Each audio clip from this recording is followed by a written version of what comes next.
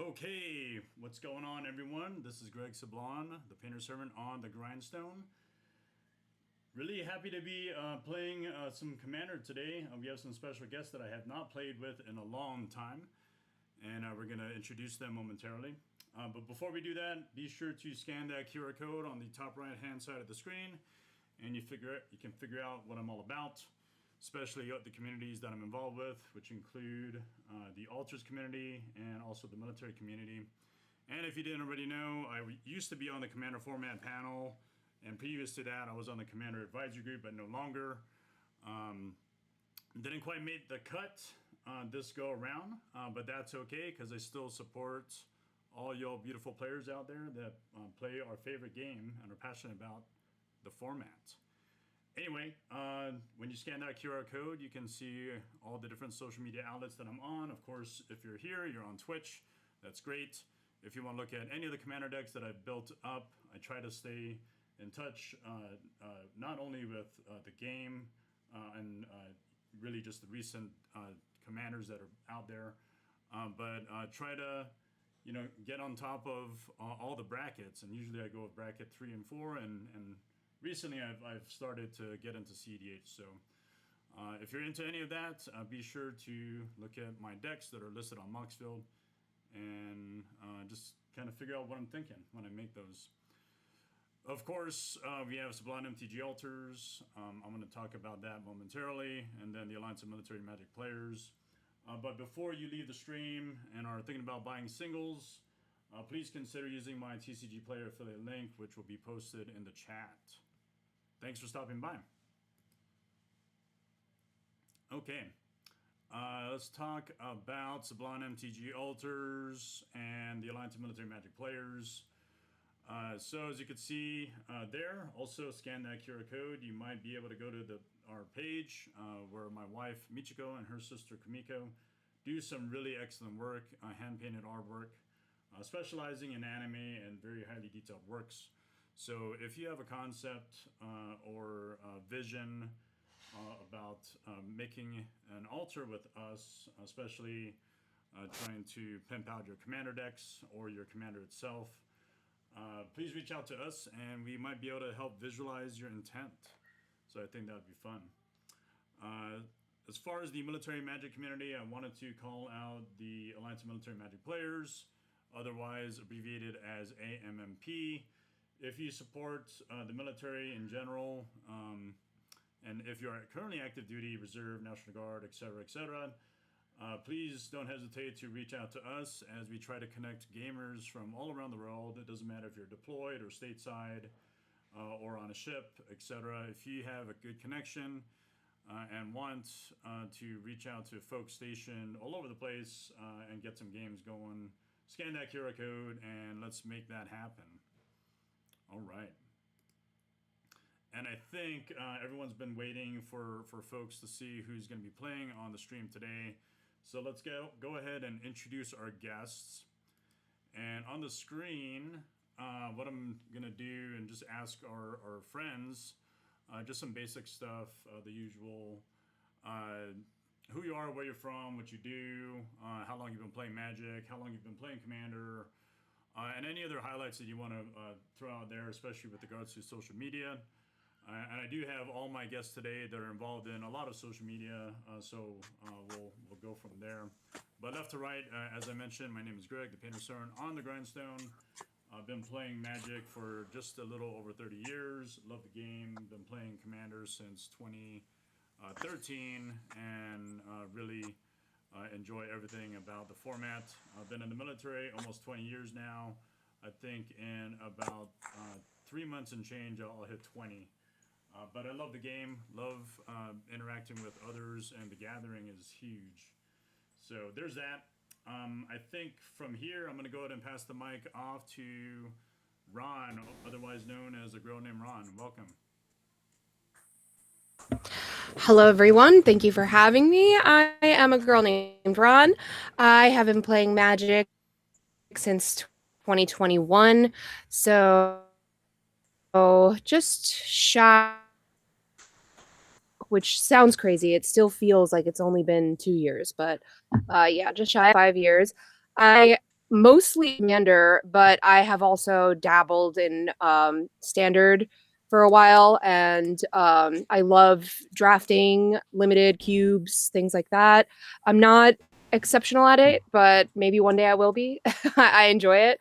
I also play very, very many TCGs.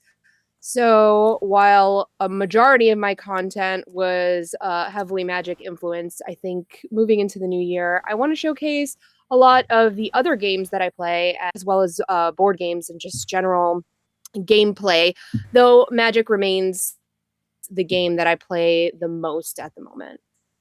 Yeah. And I'm from New Jersey. It's very, very cold here. Indeed. Yeah. Oh, I forgot to mention I'm from the beautiful island of Guam.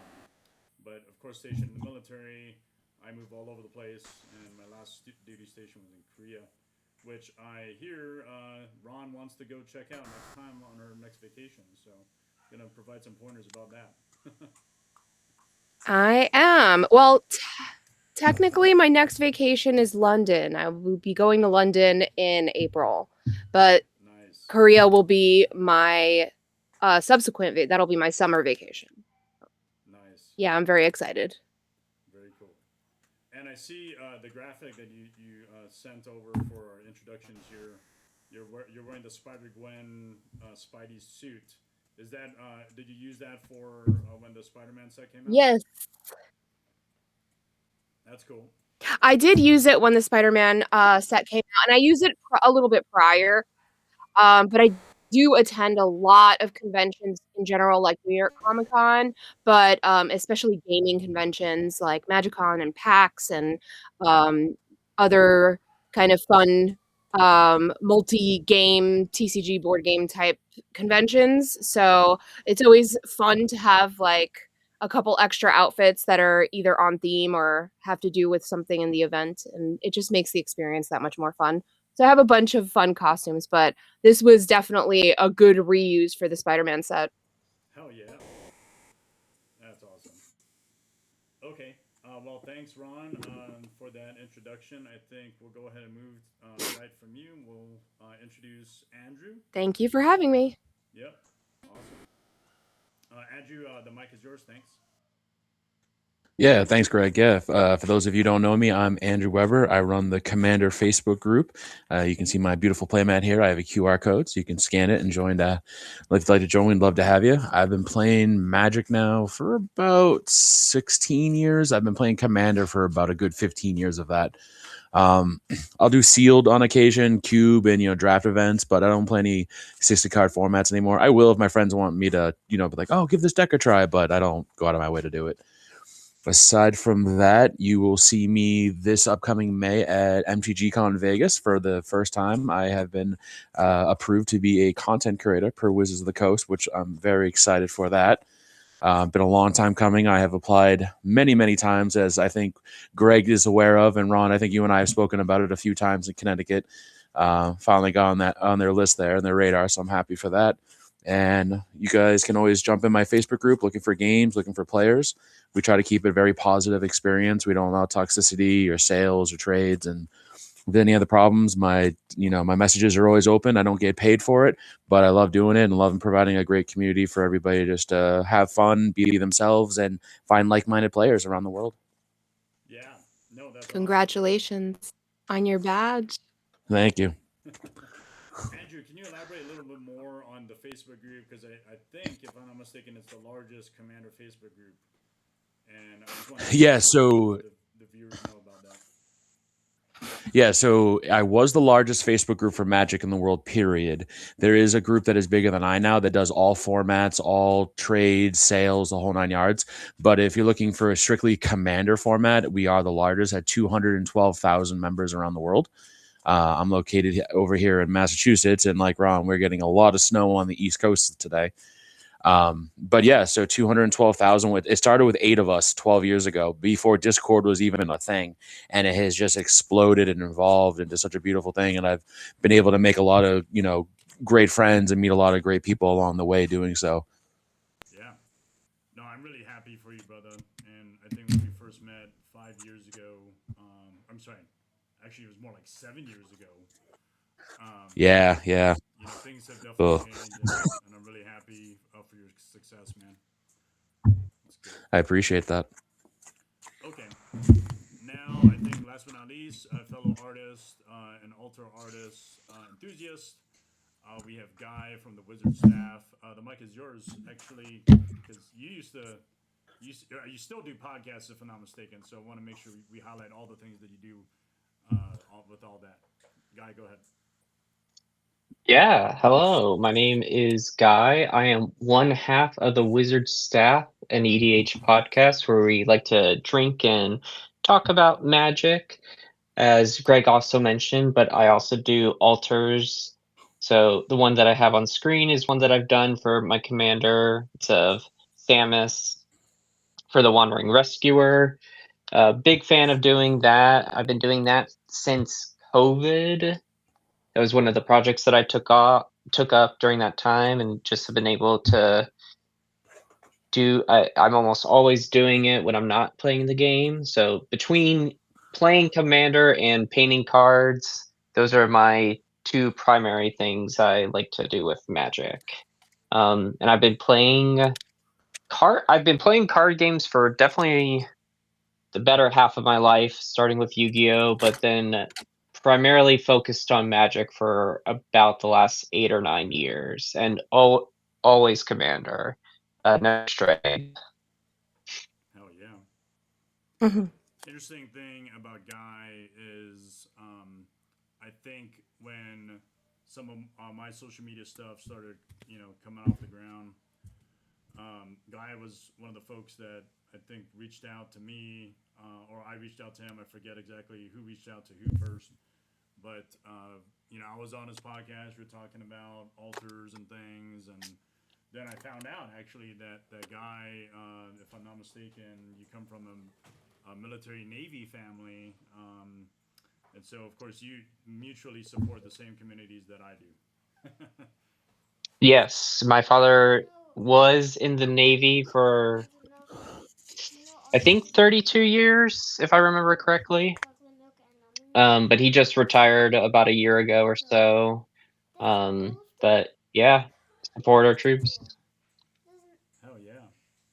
Now, I really appreciate all of y'all coming on the stream today. I know we had some really bad technical difficulties. Hopefully, we can overcome that and go live without interruption. So with that, one last transition, and then we'll get straight to gameplay where we can talk about our decks.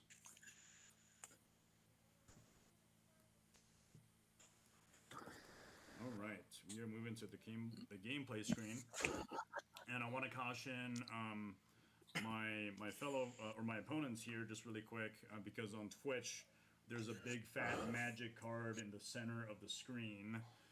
So if you want to readjust where you place your commander or your face on the face cam, you can. I think Ron, you're okay in the bottom right, but that could change once I randomize player order. Okay. So let me do that right Right. now. And I don't like starting first. So I'm just going to keep randomizing until I'm not the first to play. And okay, looks like Guy is first. Let me go and flip the screen really quick. And I think you're up. So y'all were talking about playmats. I know Guy is first from you. We'll go clockwise. And I haven't quite mulliganed yet or resolved mulligans. But before we start the game, I definitely want to have y'all talk about what you're playing. So, Guy, if you wouldn't mind, and go ahead and just explain what you got going on there. Yeah, I just checked out my first 7, and I think it's a good start. This is the Wandering Rescuer, so the card, it has Flash, Convoke, Double Strike, and other attack creatures you control have hexproof. So it's a pretty basic mono white deck of trying to go wide with a bunch of tokens, pumping them up, and beating everyone down with a lot of damage. I think you played this on the stream back in November, if I'm not mistaken, during the Veterans Day marathon.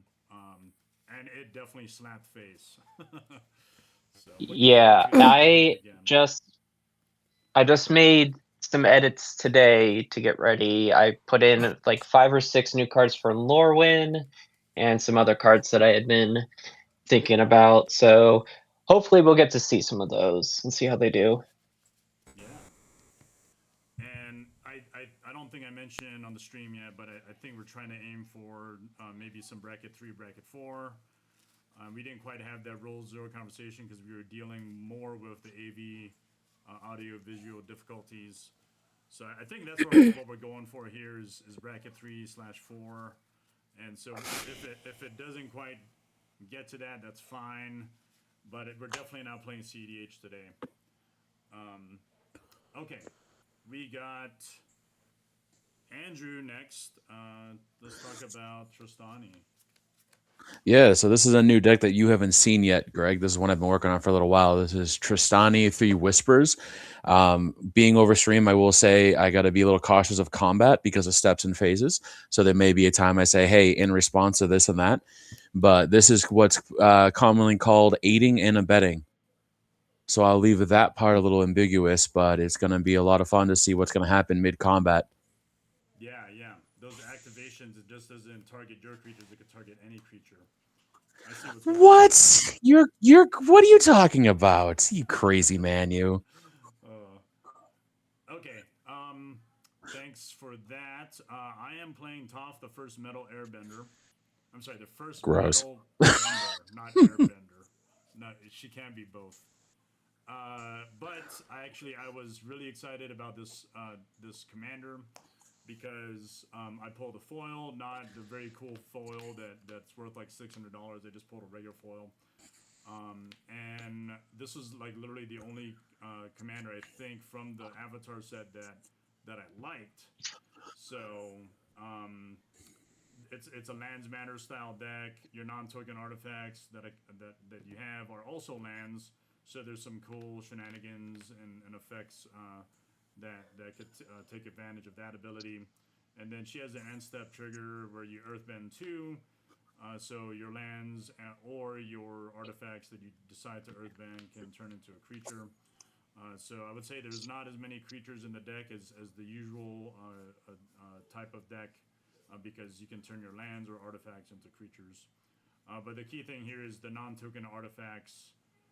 It's not just regular artifacts or token artifacts. It has to be non-token artifacts.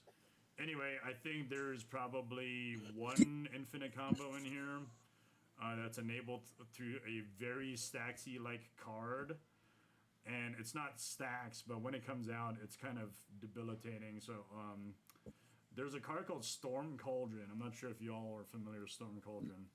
But when you look at it, it's kind of a shitty card. Mm-hmm. But the only reason why it works in the deck is because it goes infinite with Soul Ring or Mana Vault, which are part of the Game Changer lists that I have in the deck. Anyway, if that comes out, I definitely want to play it. It's really fun when it happens. Fun for me, not for you. And yeah, we'll go from there. So we have Ron next to talk about your deck. Go ahead, Ron. Hello, this is from Lord of the Rings, though I only just recently built it. It was kind of on my to-do list for a very long time, and I finally put it in paper. And funny enough, my favorite color to play in Magic is white. I play a lot of mono white. I have about 13 mono white decks, and it's so funny to me today that I'm the only one not playing white in any capacity. I was going to say, it is Gollum Obsessed Stalker, and this is a cheap little card. I do usually play white.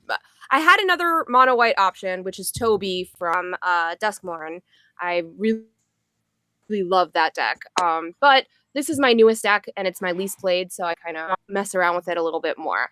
But Gollum Obsessed Stalker is a really cheap and underrated card that often gets overlooked, and the text is very, very important because he has a little buddy. He's a 2/1/1 with Skulk, so he can't be blocked by anything bigger. At the end step, each opponent dealt combat damage this game, the amount of life I gain.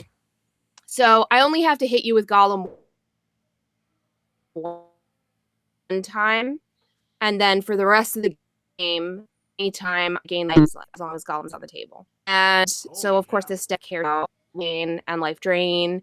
So it's it goes overlooked. A lot of people don't realize that it's this game, right? Like, you don't have to be dealt damage by him every time. It's only one time ever.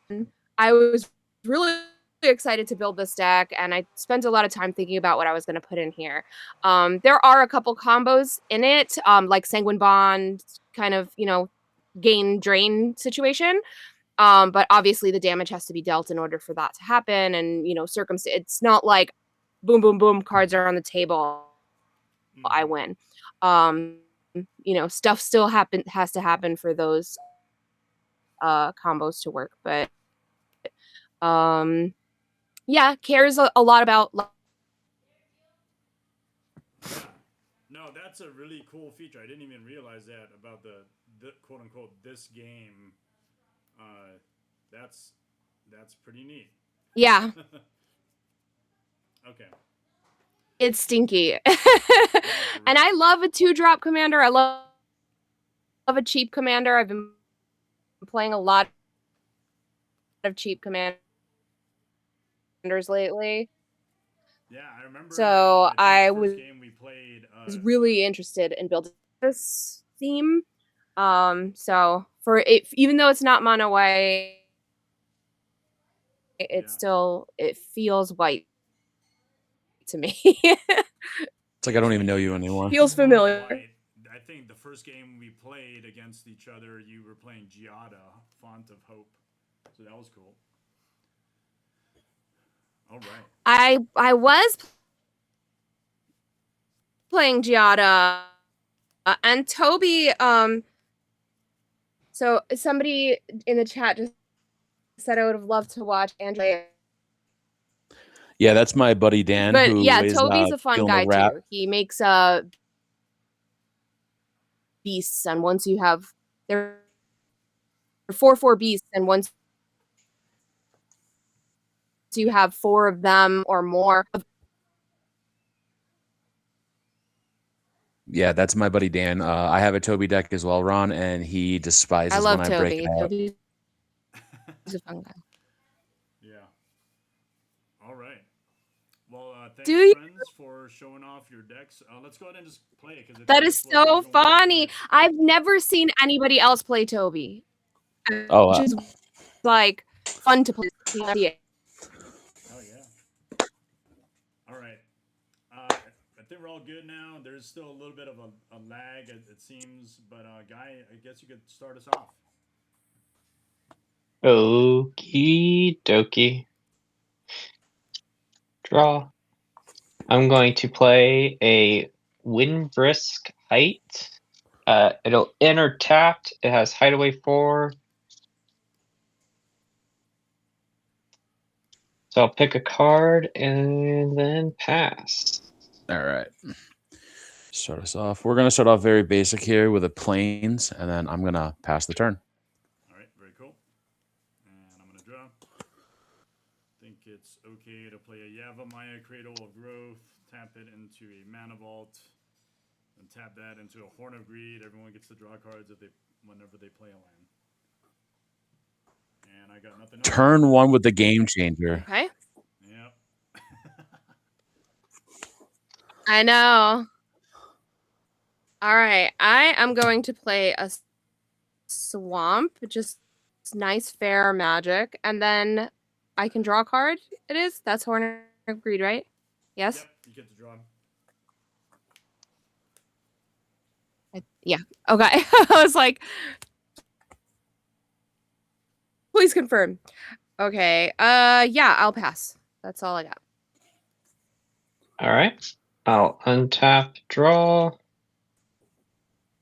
I'll play a Snow-Covered Plains. Allow me to draw a card. And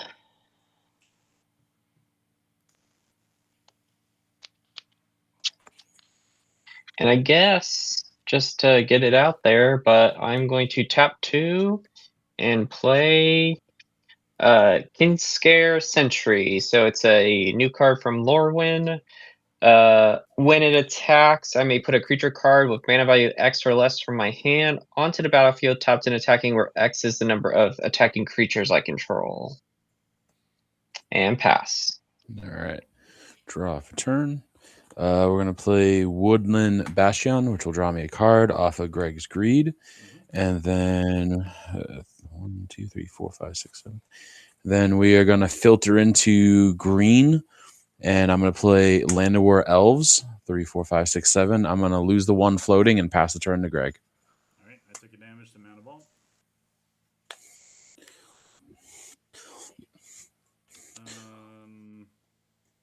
Just remember, if you do start dabbling into CDH, you take the damage on draw step, not upkeep. It makes a big difference. Wait, did I hear that correctly? What was the thing? Mana Vault pings you for 1 damage on your draw step, not your upkeep. Is that a joke? No, if you actually read Mana Vault, it actually says during your draw step, if it's still tapped, you take 1 damage. If it remains tapped during your upkeep, Manaville does 1 damage to you. Maybe the Oracle text? Yeah. Okay. All right, so I drew, and I will play a land.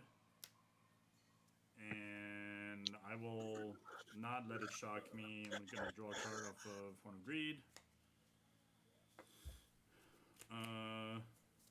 Then I think it's fine. I'll play a Zern Orb. And then I pass the turn. All right. I will draw a card.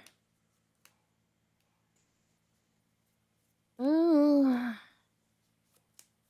I swamp and draw off the horn. I will tap 2 for Gollum. Hell yeah. And now I have to discard something. But Gollum is here. Gollum is... He's just a baby, really. I will discard... I'm gonna discard Beseech the Mirror. All right.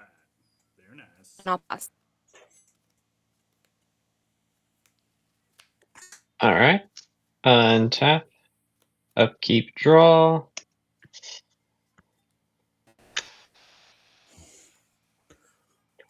All right. I'm going to play an Urza Saga. So we got 1 counter on it currently. I'll get a dice in a moment. That'll allow me to draw a card.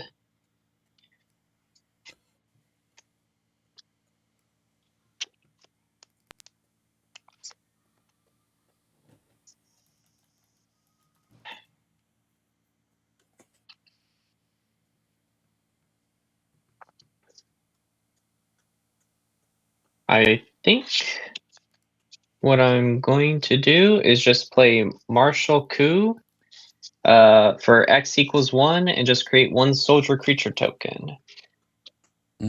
That seems like you're scared of Gollum.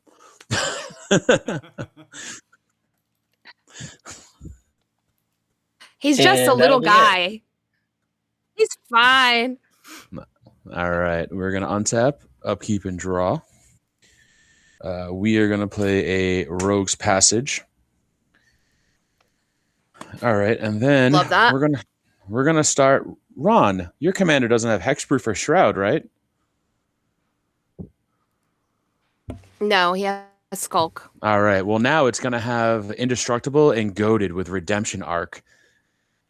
And then for 1 and a white, I can exile that That's creature. pretty good. Is that permanent that's on him? Or Yeah, like for it's an 1 aura. turn? No, or like is it? it's an aura, so as long as he's in Okay. play. And for 1 and a white, I can exile the auraed creature anytime I want. Okay, so what does he have on him? Indestructible. And Goaded. What is it? What's the goaded? Okay. Yeah. And then I do have to draw a card from playing my Rogue's Passage from Greg's Horn Agreed, which I forgot to do. And then 3, 4, 5, 6, 7. With that, I will pass the turn down to Greg.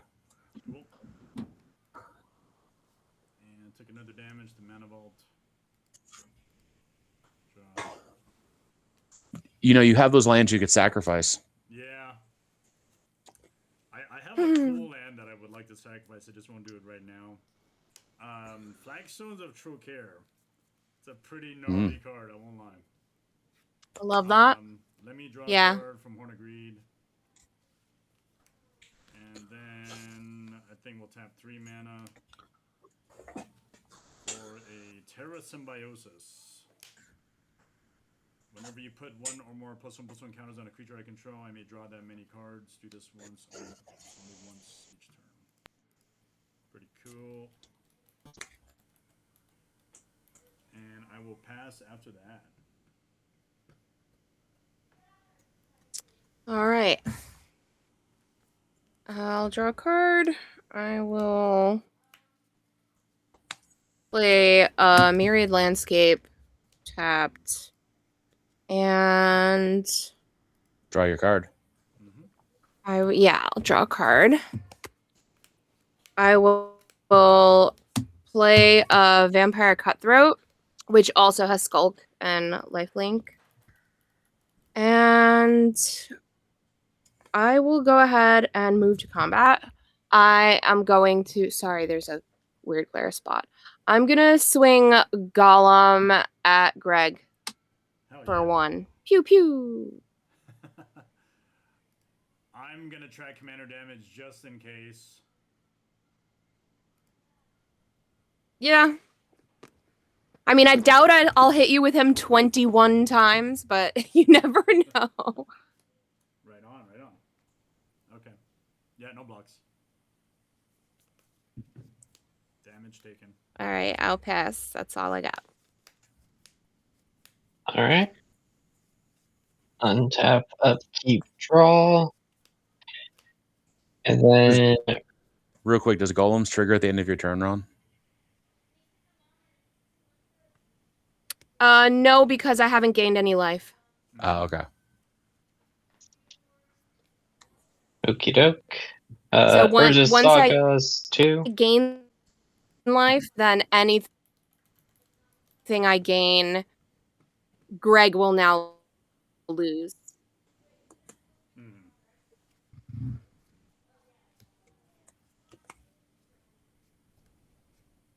Okay. I'm going to play a tapped Ishgard the Holy Sea as my land for turn. So I'll draw a card. Oh, yeah.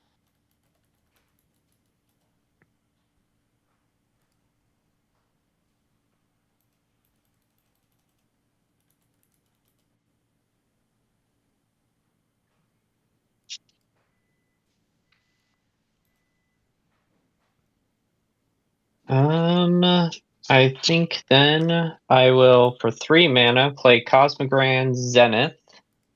So whenever you cast your second spell, each turn, choose 1, create 2 white human soldier creature tokens, or put a +1/+1 counter on each creature you control. And then I'll pass. I remember you played that last game, and it was just freaking disgusting. It's so good.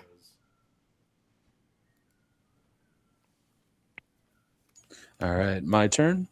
On tap, I will draw for turn. We're going to play yet another Plains. Trigger the Horn of Greed. I will draw a card. Yep. And, okay, let's see what we can do here. We are going to filter through, and with that filtered through mana, I'm going to cast Trostani. Yep. 3, 4, 5, 6, 7, 8. Not a whole lot going on just yet, but I am going to play Key to the City. 2 mana. I can tap it, discard a card. Target creature is unblockable. When it becomes untapped, I may pay 2. If I do, I draw a card. And with that, that will be my turn to Greg. Cool. I'll take another damage on my upkeep for Mana Vault. And draw. Reliquary Tower. I'll trigger that to draw a card. Tap 4 mana for Toph. The first Metalbender. I keep saying Airbender. The hell. I have nothing else. I'm gonna go to my end step. I'm gonna Earthbend 2, and I'm gonna target the flagstones of Trocaire. And then because it becomes a creature, and then the counters get added to it, I get to draw 2 cards from Terra Symbiosis.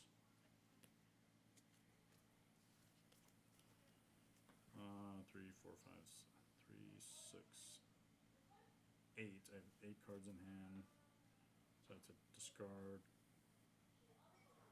What are we going to do? It's going to be Urn of Godfire. With that, I think I passed the turn. Yep. All right. Oh wait, I've really quick. I will draw a card. Oh, that's right. I will play a Minas Morgul Dark Fortress and draw a card.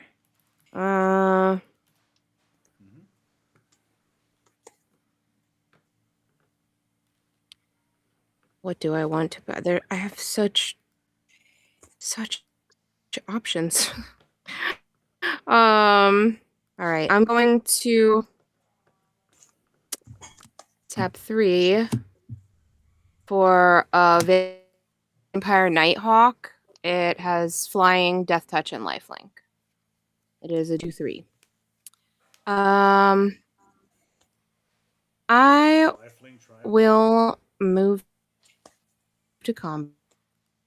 In response to you going to combat, I'm going to swing Gollum at Andrew. Sorry, what'd you say? What's that? You were chopping out. Gollum's goaded, so he can't go at me. Oh, he can't go at you? Why? No, he's goaded. That's dumb. But I am going to use Key to the City, and I'm going to make him unblockable, and I'm going to discard a land to do so. Got it. Yeah. No, I got it. I kept thinking it was like for the turn, but you're right. You said that. Okay, I'm gonna go over at how do you say your name? Is it Gibbony? You can call me Guy. Correctly. Guy, got it. That's easy. And I will also swing the cutthroat at Andrew. Very nice. And that's a 1/1 with Skulk. Yeah, and I will take 1. What one? I'm going to Solitude Gollum. That one has lifelink, so I will gain. Right. You will gain life equal to its power. Solitude. Okay. Yep. Okay. So I will gain 1. So that means Greg has to lose 2. And I'll go to command zone.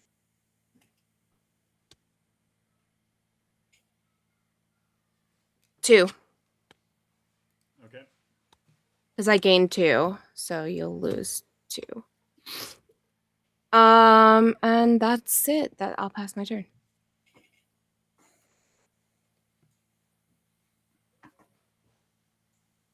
Okie dokie. Oh, actually, I don't lose 2 because that trigger exists only while Gollum's on the field, right? At the beginning of that step.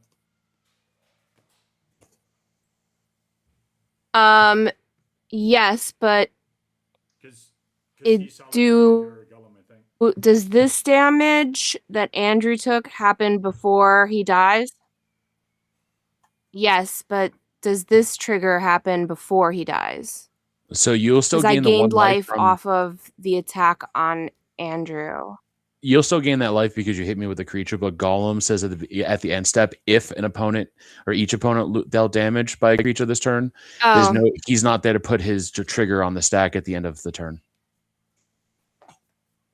Got it. Okay. Yep. So then it doesn't happen. Greg, you can put those back. Yep, I went ahead and gave the life back. Okay.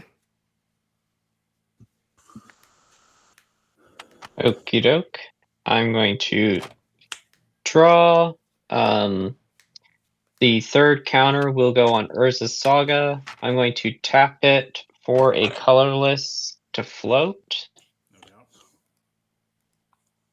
And then I am going to go find the most classic of cards.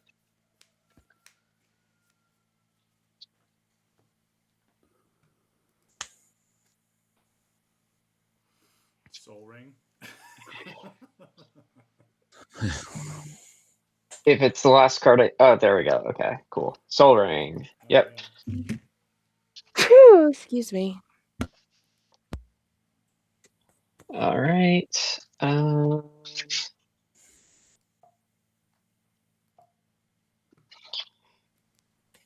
Cool. All right. With my one colorless floating, I'm going to cast Skull Clamp from my hand. Oh, nice. Seems good. Yeah, it's pretty good. Either that or from the Urza Saga.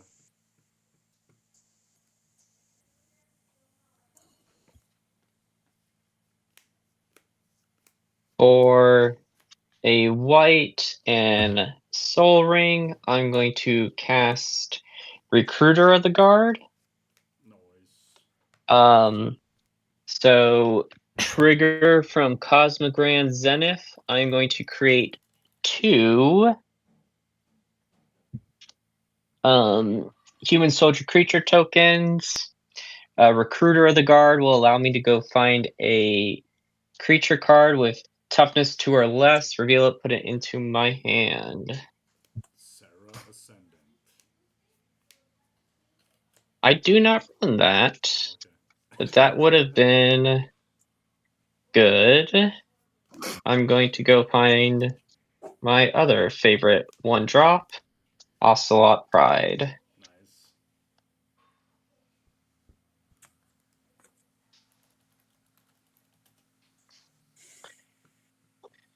Okie dokie. Is this one color, 1-drops? Not quite. So, all right, let's see.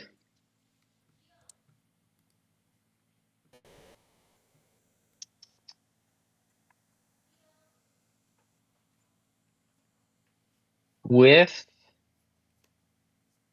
my Kinscare Sentry, my Soldier, and my Cosmogrand Zenith, I am going to have these come and attack. Let's do Cosmogrand Zenith at Andrew, and then we'll do the Soldier and the Kinscare Sentry at Ron. How big's the creature coming at me? I do have a Death Toucher on board. That's fine for the Death Toucher. For you, Andrew, you have a 2/4. Okay. 2/4. And is your commander in play? No. All right, so 1, 2, 3. So you can't, you can convoke her out. Your commander gives your tap creature some ability, doesn't it? It gives them hexproof. Just hexproof. All right, and you got 2 available mana. The attack. I do have an attack trigger. Kinscare Sentry will put Adept Water Shaper onto the battlefield, tapped and attacking. I'll also have that coming at you, Andrew. All right, how big is that one? That is a 3/4. 3/4 and a 2/4, and you have 2 available mana. Yes. All right, I will. That's pretty sweet, that card. I'll put Trostani. Yeah, because what's that new card that you just put into play do when it connects or something? Other tap creatures you control have indestructible. Okay, so it doesn't matter where I block. So that 3/4. So I will block that with my 4/4 Trostani since it says other creatures. Okay. Indeed. So then I'll you'll take. two. So I've got 3 coming at me. 3 damage total. Yes. Okay. I'm gonna take the 3 because I don't want to waste my death toucher yet. Doesn't feel like the time.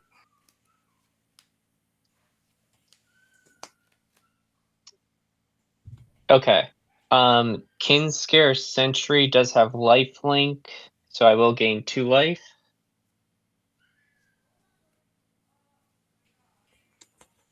I'll move to second main.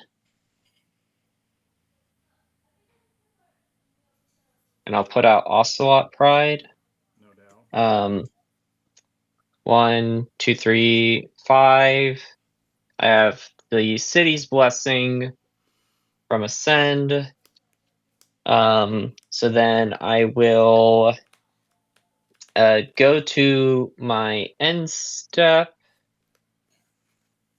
create a cat because I gained life, and then I'll create another cat and 2 more soldiers. And that'll be the end of my turn. All right. Getting scary. On tap. If I do that'd be. Let's see. I'm not gonna draw from Key of the City. I will draw for turn. I will play Temple of Plenty, enter the battlefield, scry 1, and then Greg's draw. I'm going to put the scry on the top of the stack. And then I will keep that there, and I will draw that card.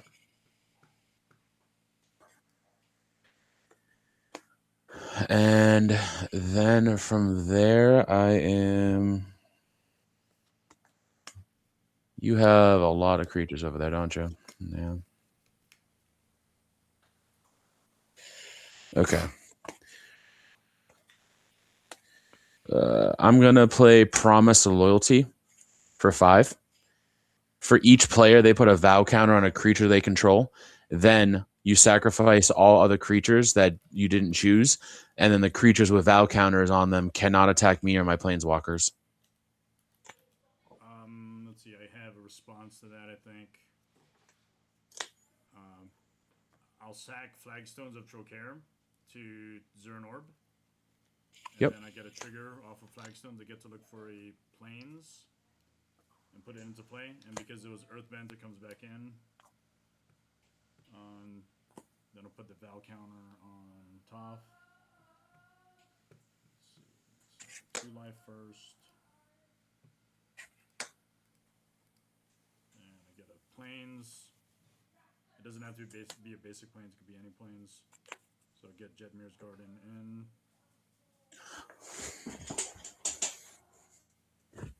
Yeah. That's all I'm doing in response. Yep. Anything from you, Ron? Nope. All right, Guy. I don't think so. Okay. I'm going to choose Trostani to put a vow counter on, and I will sacrifice Lorwyn Elves.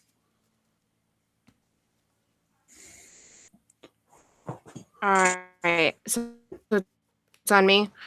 I will. What can I use as a?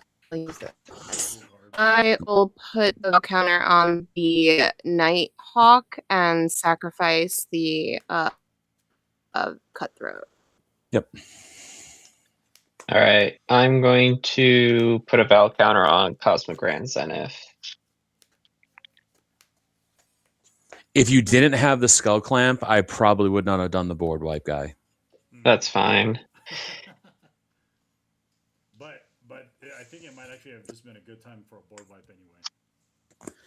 It's true. I am then going to proceed to combat.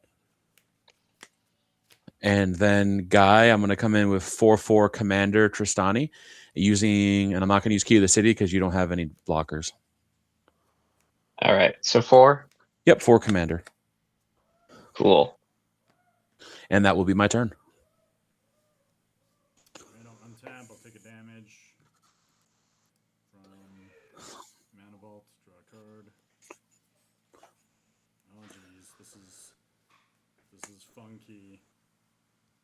funky stuff. Uh-oh.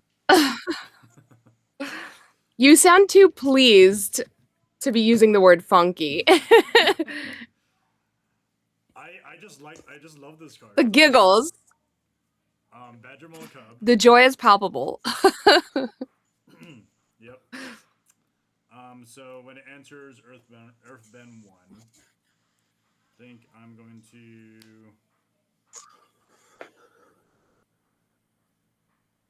think of Earthbend the Flagstones of Tarkir. My dice just dropped. And then Badger Mole Cub says, whenever I tap a creature for mana, add an additional green. Also, I'm going to not trigger Terra Symbiosis because it says I may. I'm going to save that for others later. What are you declining on that one? Whenever I put one or more plus one counters on a creature, I can draw a card. And it says do this only once each turn. Because it's a may, I'm going to choose not to draw a card off of that. Gotcha. 2, 3, 4, 5. We will play an Urza Saga. And I'll trigger Horn of Greed. Tap this for 2 green. 3, 4, 5.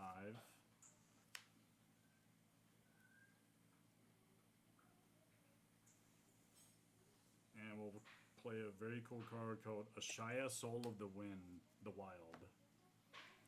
Yep. Mm-hmm. Greg's board is almost untouchable. There's some cool things happening. Let's see. So it says non-token creatures I control are forest land in addition to their other types. I think I get a trigger off of this because he's also. Yeah, you get a trigger off every creature that comes in. Yeah, every creature you play now draws you a card. Every land you play now draws you a card. Every creature that dies now comes back as a land that draws you a card. Yeah. So you can pretty much never be board wiped again unless it's exiled. And you're going to draw a card after every creature and also for every land that comes into play and for every count time you're earthbound as well. Yeah, and then and they all tap for double mana. Yes, that is correct. Thought we were doing bracket 3 here, Greg. This is like bracket 3, bracket 4. It's whatever. Nah, this is 4. Greg doesn't have the capacity to not big brain a deck. Like Greg's decks are always insane, but it's fun to watch. I love to see it. Right on. I'm gonna tap Toph for 2 green. Mm-hmm. And I'll play Urn of Godfire, which happens to be a non-token artifact. And it is also a land, so I get to draw a card. Yep. And I don't have anything else to feed into the green, so I'm going to let that mana go away. I am going to Earthbend, and then trigger Terra Symbiosis. I'm actually going to Earthbend. I think it's going to have to be the Reliquary Tower. And I'll draw 2 cards. Okay, cool. And that's all she wrote. That's all I got. All right. And right now, I'll draw a card. 1, 2, 3, 4, 5, 6, 7, 8, 9, 10, 11, 12, 13. 13. Yeah.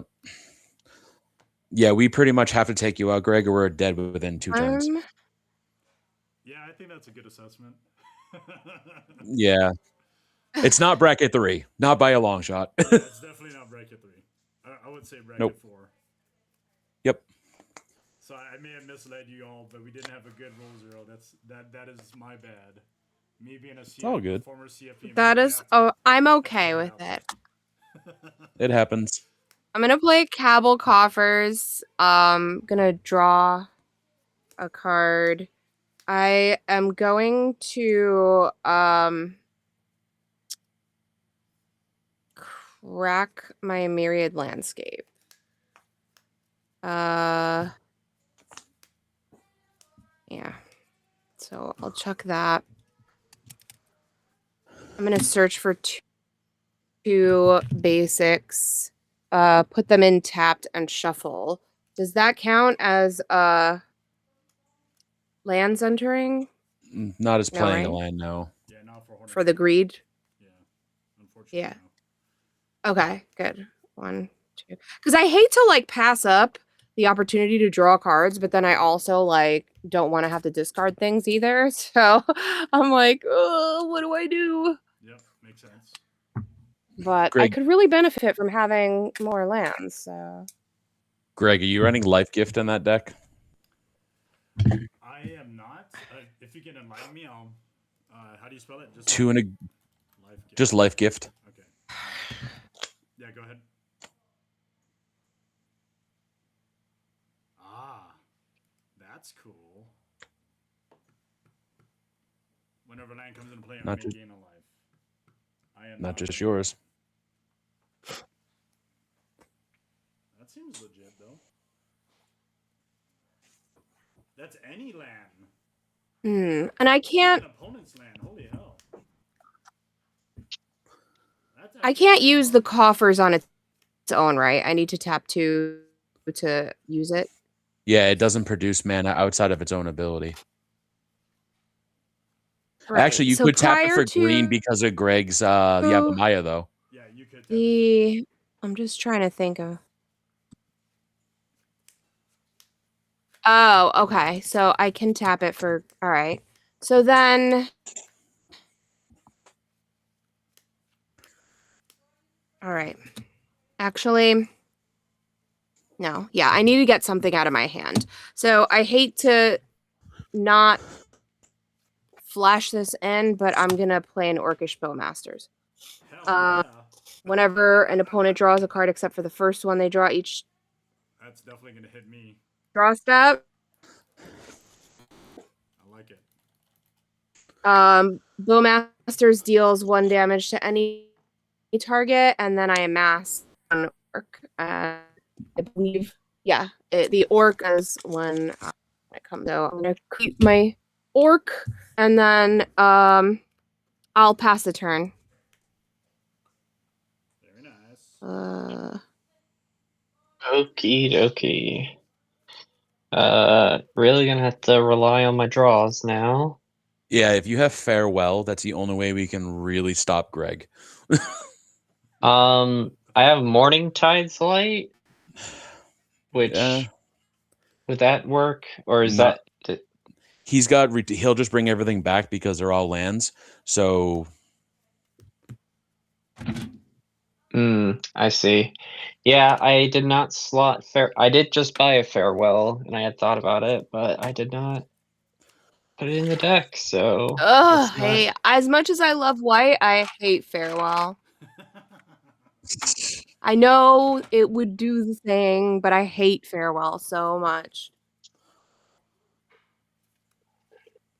50 bajillion Spindowns. Now, where the hell are they?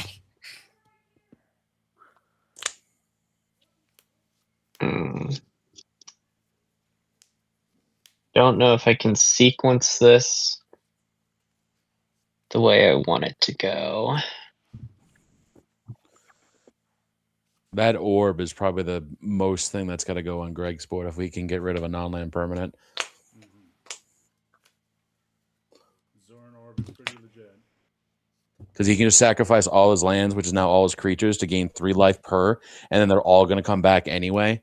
And then they're all going to come back with counters, which then will let him draw cards off of the greed and all, not the greed, but his enchantment if he so chooses as well. Lots of bad things. Things happening. Yeah, I unfortunately cannot get rid of the greed. What about the orb? It's No. I love that Greg giggles. Like as he's realizing that no one's got an answer to the problem, he's like, I guess 1, 2. Andrew, you don't have anything that can. I think Bowmasters is gonna put me at bay a little bit though. I think the best I could do to try and help and draw into an answer. All right, let's see. I'm going to tap 1 for me to equip the Skull Clamp to Cosmogrand Zenith.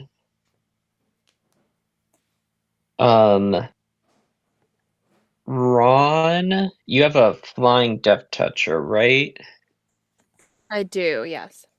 Can you just kill the Cosmogrand Zenith if I swing this at you? Where you could draw. Why? What will happen? I get to draw 2 cards. What's happening? I'll draw 2 cards, and then you'll also get 2 triggers from the Bowmaster. Indeed. Oh, Masters, yeah. Okay. Okay. So I'm swinging Cosmogrand Zenith at you. Yeah, fine. Okay, so I'll block it with the Vampire Nighthawk. It'll die. You'll gain 2. How big's the Zenith? Yeah. It is a 3/4. Okay, Or so this dies. now it's a 3/3. I gain 2. And then I'm gonna deal the 2 damage from the Bowmasters to you. To me? Oh, you're drawing, right? Yes. Yeah. You could hit the Badger Okie dokie. Cub if you really wanted to. It's kind of a pretty sweet target. Wouldn't it just? Oh yeah. Wouldn't it just come back Earthbound? No, That's true. Okay. It's not currently Earth bent. Okay, so I would just sack it to my Zern Orb. What happens? In response, but it won't come back. Yeah. Trigger.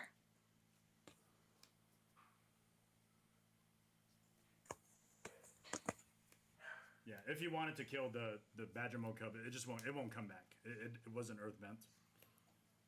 Currently, the stuff that's Earth bent. Oh, okay. Yeah, then okay, Guy. Put the life back, and I'll kill the cub. Cool. I didn't take the life yet, but I'm good. Gonna sack the Cub to my Zern Orb because it's a force in response, so I gain 2 life.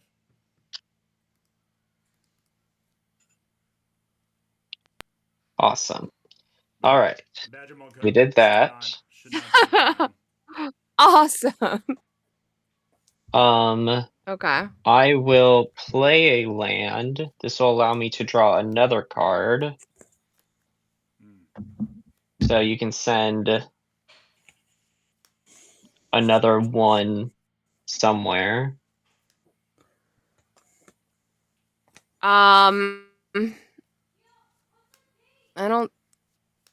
Okay, then that one I'll go to you. Usually I just ping the person who drew the card unless there's something like worth the value. Like if there's like many cards drawn and it's high enough to kill something important, but just ping you for 1. Okay.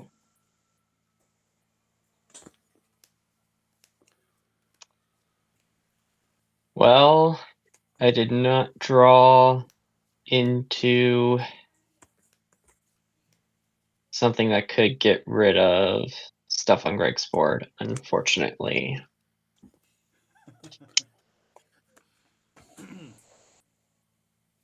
But I will play an Elish Norn. Oh no. Ooh, which one? Just Elish Norn. Regular Elish Norn. So whenever a source an opponent control deals damage to me or a permanent I control, that source's controller loses 2 life unless they pay 1 mana. So a little stacksy. And I think just for some good measure, I will also equip her with the Skull Clamp. Yep. So now she's a 4/4. And I'll pass. At the end of your turn, I'm going to use Key of the City to target Ron's orc. I'm going to discard a planes to make it unblockable, and then go to my turn. Okay. Oh, yeah. And then when And that's for how long? just for the end of Guy's turn. Always? It's just Or- no. That's just for the end Oh. of Guy's turn. So that way I can, when I untap Key to the City, I can pay 2 mana, which I'm going to be able to draw a card from it. Mhm. So I am going to pay Okay. 2 to draw from the Got you. untap of Key to the City. And then I am going to draw a card for turn. So that's my second card of the turn drawn. Do I take anything for your Bowmaster? So I will ping you for 1. Okay. Yeah. Just 1. Pew pew. Play my land for turn. I will draw a card off the Horn of Greed to draw my third card of the turn. And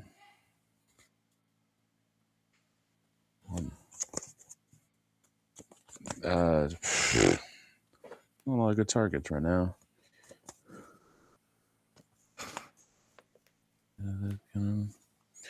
All right, I'm gonna play Niles, the Discipline Enforcer.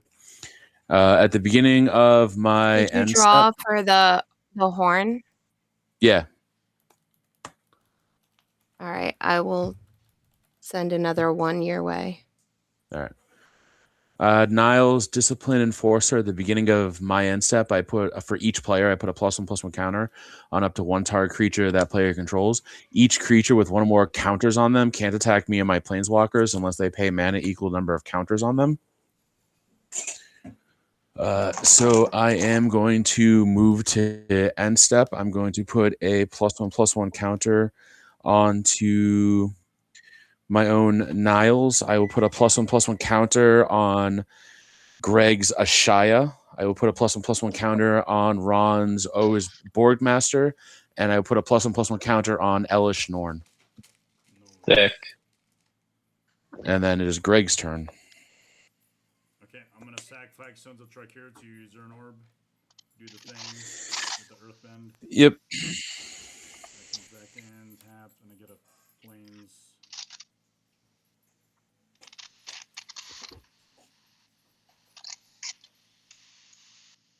Where's the Plains at?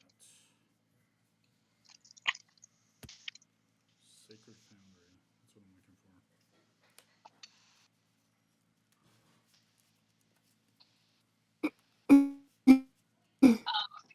And then I'll trigger that because it's a +1/+1 counter, right?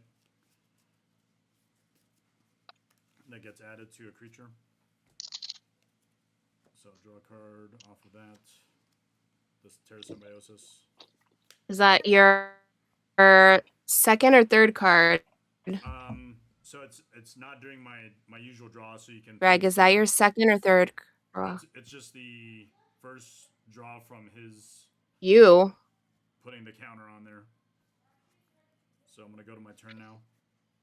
And you didn't draw when the land No. entered? Yeah, the Horn of Greed is only if I play it.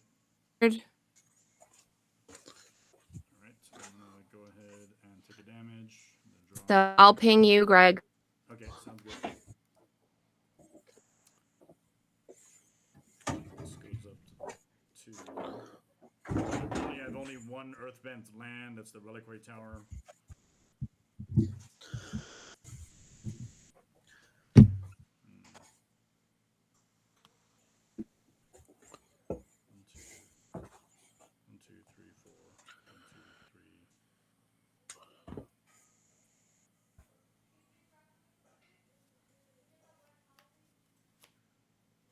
Okay, we will play and tap it like this: 1, 2, 3, 4. We will play a card called Smeller Bee. Other creatures I can draw have haste. When it attacks, I may discard my hand. If I do, draw cards equal to the number of attacking creatures.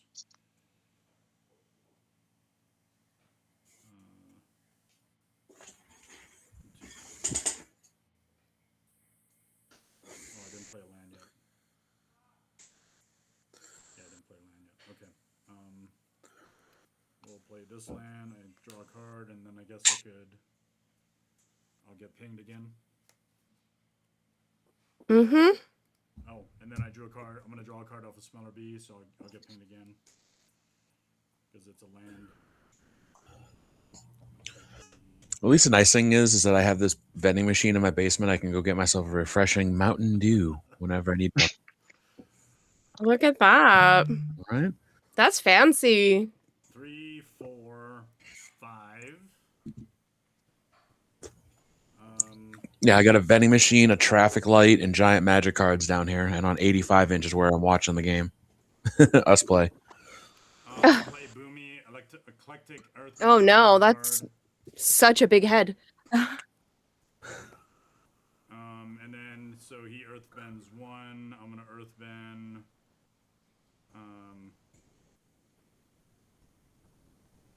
We're gonna Earth bend this Urn of Godfire. 1, 2, 3, 4, 5, 6, 7, 8, 9, 10, 11, 12. Okay, go to combat. It says other creatures I control have haste, so I can swing in with some dudes. Actually, I'll leave the Urn of Godfire probably. Dudes. Wait, I have to pay 1? Is that right? For every creature that attacks me, you have to pay 1 mana per counter on that creature. Okay. And then a 1 for a guy unless I take 2 life, basically. If it deals damage to me, yes. Scheiße. Okay, this is not really that great. In the words of our beloved friend, you did it to yourself.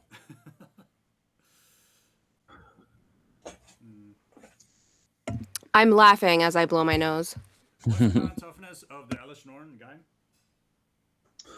It is now a 5/5 because it got a counter on it. Okay. You're welcome. Thank you. I mean, I kind of want it to die to draw cards, but at the same time, it's also good to like keep it around. So, win-win, I guess. Okay, cool. This is what we're gonna do. We are gonna go to combat, and I have to pay 1 or lose 2 life, right, for the Elish Norn. If it deals damage to me, so you don't have to pay to attack me, but if you do hit me, then you have to pay the tax. Okay, Boomy and Ashaya are gonna come at you, Guy. Boomy has an attack trigger. Whenever it attacks, put 2+1/+1 counters on each land creature I control. So because my creatures are also forced, they're land creatures. So that's all your lands and all your creatures? Only the ones that are land creatures, yeah. But the lands that are earthbends, they'll get counters. 2 counters. Yep. They were like, hey, you know what green needs? More efficient proliferate. This is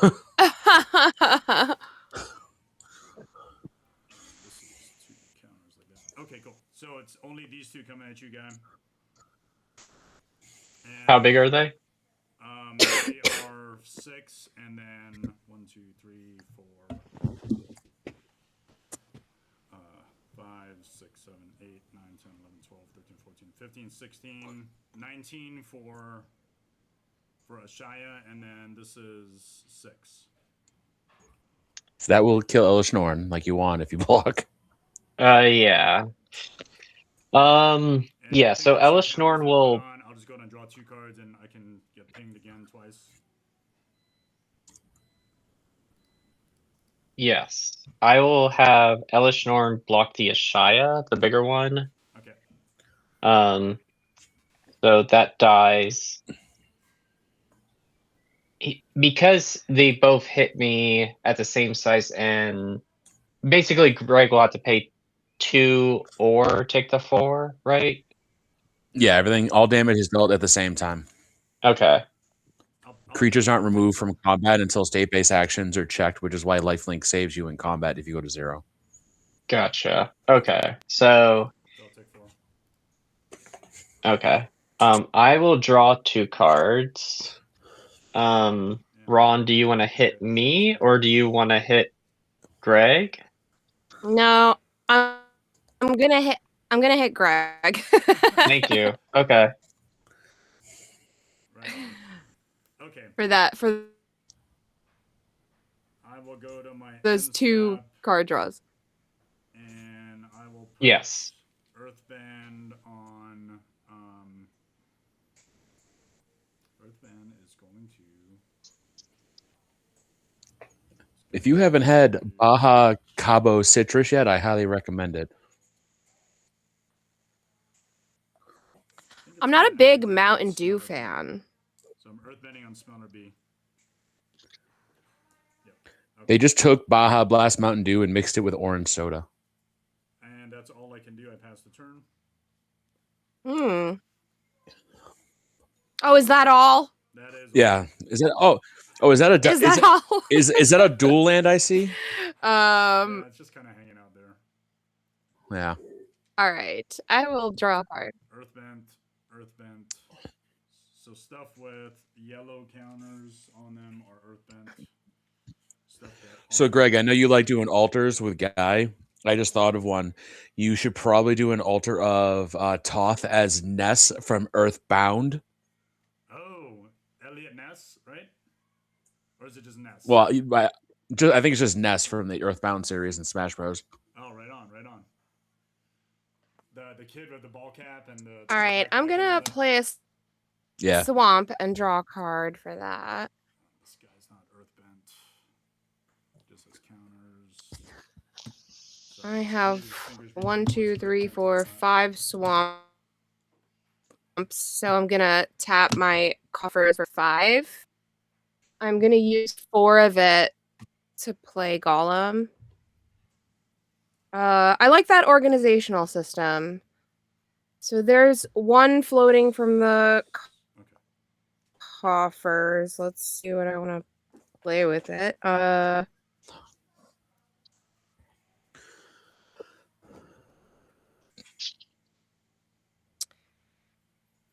will use the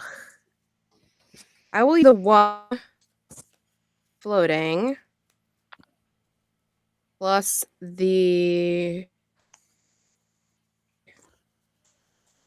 remaining 4. No. Actually, the 1 floating and 1 to Infernal Grasp Greg's Toph. Lose 2 life if that rolls. So Toph, let's see if I want to do anything. I think I'll respond by sacrificing it to the Zerg. And it wasn't Earthband. You don't. It's fine. You let it happen. Yeah. Okay. I did a thing.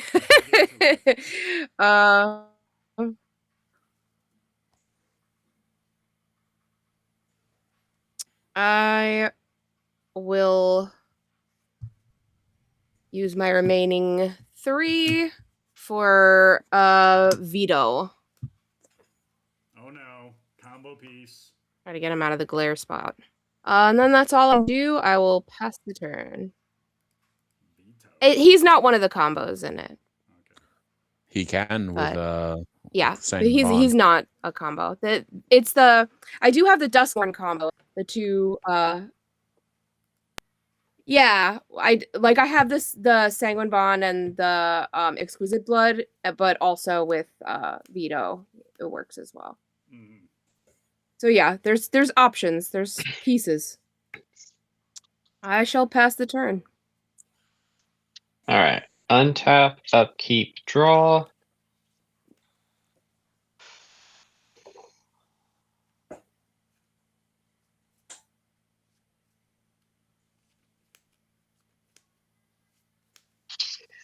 I'm going to play a Snow-Covered Plains and draw a card. So 1 damage can go somewhere. No doubt. Do you want to hit me again, Ron? With the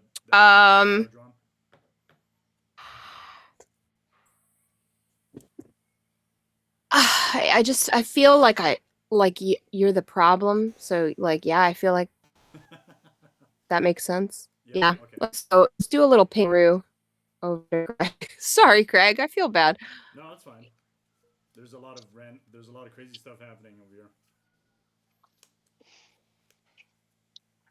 But I do appreciate your color-coded organizational system with the dice. It's impressive.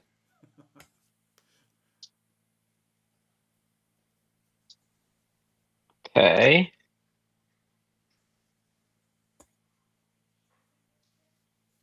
I'm going to tap 2 mana. And I am going to warp in Exalted Sunborn. Exalted Sunborn. Yep. So if one or more tokens would be created under your control, twice that many of those tokens are created instead. I will then tap 3 mana to play Toby, Beastie Befriender. We were just talking about Toby. I'm glad that he got to come Yay! up. So I'll create 2 4/4 Beast tokens. That's awesome. Yes. And then if you get 2 more creature tokens, then your creature's tokens will have flying. Well, that's assuming Toby sticks around, because I'm going to Skull Clamp Toby to draw 2 cards. Well, it was nice while it lasted. Yep. So I'll draw 2 more. How? Ron. 2 more? Yep. Back to me. Very nice.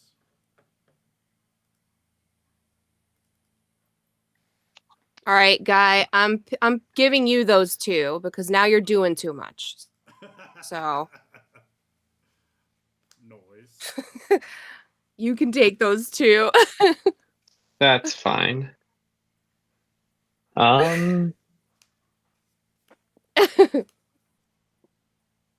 It's just 2. Yeah. 2. It's good. That will be all. All right. And I'll have 2 beast tokens. And I have to exile the Exalted Sunborn. And then 1, 2, 3, 4, 5, 6, 7, 8. I have 8 cards in hand. I am going to discard Mairsil, Shield of Argive. Great card. Great card. All right. Yep. Let's see here. Yeah, at the end of your turn, I'm going to use Key to the City again to do the same little trick. Target Ron's token, discard a plane so it's unblockable. Go to my turn. When I untap Key of the City, I will pay 2 to draw a card from it. So I'm drawing a card before my draw step. And then I will draw for turn. Okay. So I've drawn 2 cards so far. And I will ping you the 1. Okay. My web browser likes to cover my life total, so I'll get on that in a second here. All right, I will play a land for turn, and then I'll draw a card from Greg's Horn of Greed.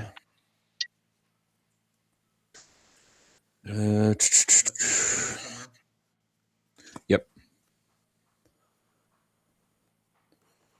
Let's see here. Andrew or me? Andrew. Okay. Can't always be you, Greg. It should. All right, let's see here. If I do that, 8, 16.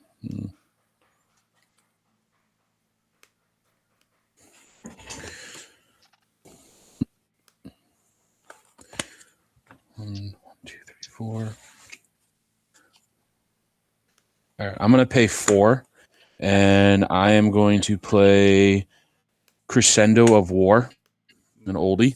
At the beginning of each upkeep, I put a strike counter on Crescendo of War.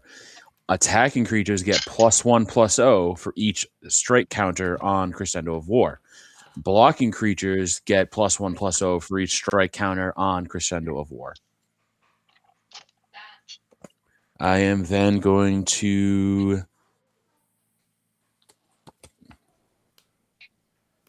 move to combat. Yep. And I am going to use Key to the City, targeting Trostani to make her unblockable by discarding Orzhov Advocate. Mm-hmm. And I'm going to pay 1 for her abilities to make her vigilant into end of turn. And then Greg, 4 unblockable commander down at you. Hell yeah. And then after that, I am going to proceed to my end step, triggering Niles. And Niles is going to put a +1/+1 counter on Trostani. Is your commander in play, Greg? I don't know. No, it's not. Okay, I will put a +1/+1 counter on. What creatures do you have right now? Just the three creatures and the artifact creature I see? So I have the Reliquary Tower, and then these 4 creatures up here. Okay, I will. The biggest one's the Ashaya, right? Yeah. That's correct, yeah. I will put a +1/+1 counter on Ashaya. And then Ron, I will put a +1/+1 counter on your commander. And then Guy, I will put up. You only have the Toby token, so I'll put it on one of those tokens. I'm gonna draw Cool. from Terra Symbiosis, the trigger there. Is it whenever any counter goes on there, or one that you control? Oh fuck, my bad. So actually, there's a 1 draw that I should not have gotten. Oh wait.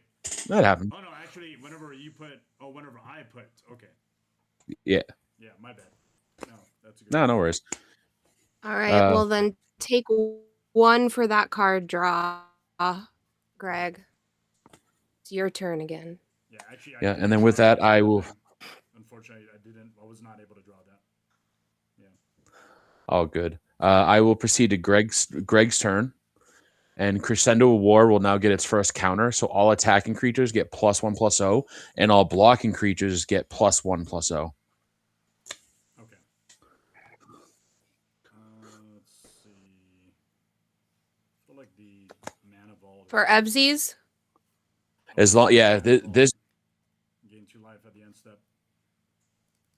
And then You have an artifact sack outlet? No, because my oh wait, shit. My Toph is not in play. That's right. If Toph was in play, Yeah, then so- I'd be able to sack it. Yeah, so Ron, each upkeep, this gets a counter, and then attacking and blocking creatures get +1/+0 for each counter on it. All right. I get Okay, got 2 it. Thank you. tap, and then this goes to 3. I'm just gonna float 1 before it goes. Let me draw first. This goes in. I should note the attacking creatures is for all of you. The blocking creatures are only for me. Just gonna get a Soul Ring, Okay. and I have. And that doesn't prevent us from attacking you, right? Or No. what's the deal with that? The is it the one with the counters on it can't attack you, or If it has a vow counter on it, they can't attack me at all. And then Niles says for each for each counter on your creatures that you can't. You have to pay mana per creature to be able to attack me with it. 2 mana first. How for much? a- per? It depends how many counters are on the creature. Okay. 2 mana for Got a it. liquid metal coating, and it gets to draw a card from the Horn of Greed, so you could deal a damage somewhere. Ron.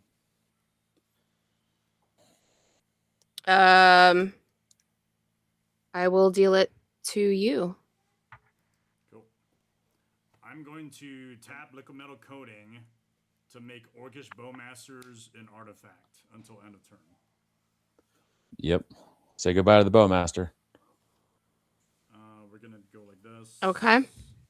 Not yet. I'm assuming he's going to do something to mess with artifacts. Oh.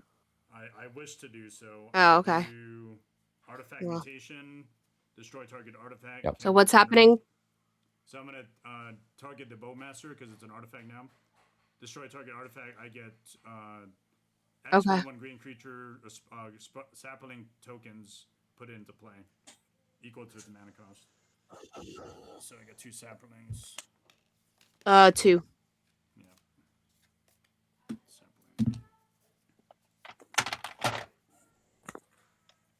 Sapling. Find the darn thing. Okay. You know, for now, it's just going to be these insects here.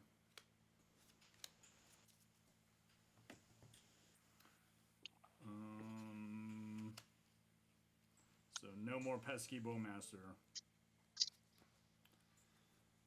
What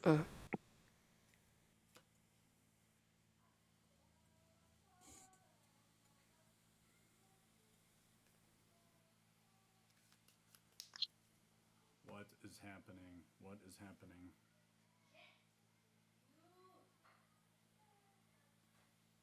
I don't have things that can give.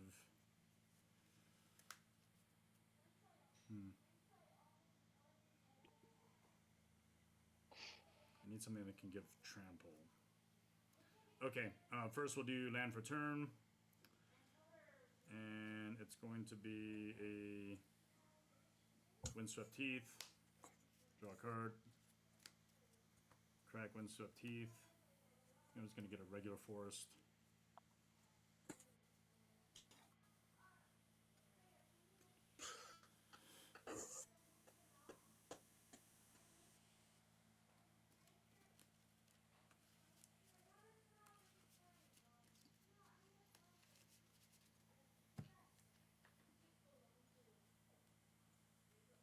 One, two, three, four, five.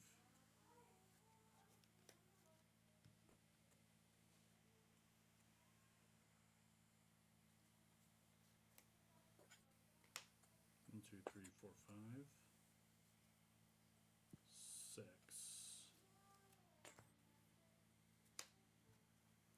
And I have to attack, or if I attack you, Andrew, I have to pay 1 for each counter on my cards, right? Or +1/+1 Yeah. counter on my cards. For any counter on your creatures, yeah. That orc is pretty freaking juicy. What is it, like an 18/18 right now?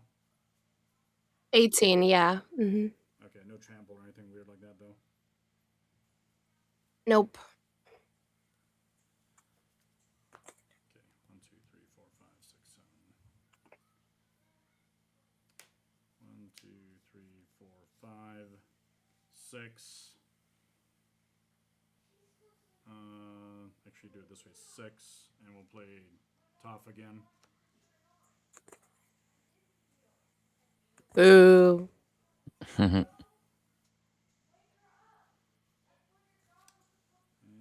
we're gonna do a thing.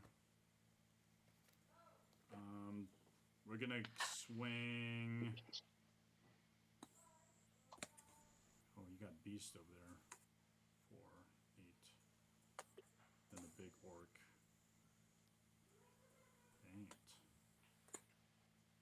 The beast tokens can't block alone. Oh, they can't block alone, so they have to double block. They don't have to block the same creature. They just can't block alone.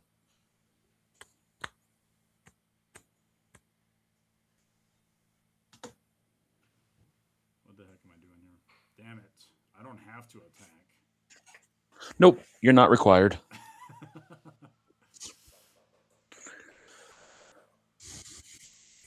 8. That's 8. No. Greg's inner monologue right now is be a lot cooler if you did.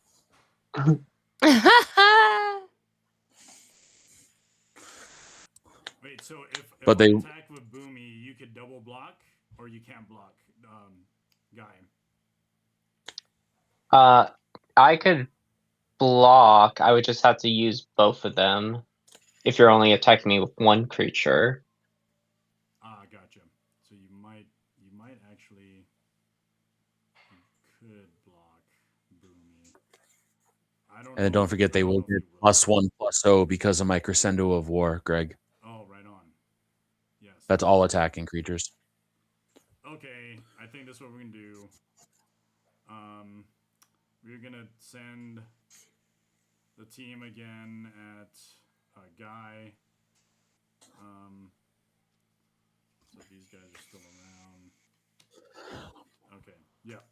So Boomy has an attack trigger, puts 2+1/+1 counters on land creatures I control. I think this is non-token. Yep, so these won't be able to get it. So I get 2 counters on Toph.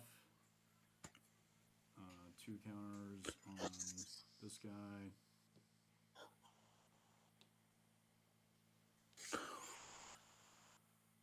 So the ones that are yellow are the ones that were earthbent.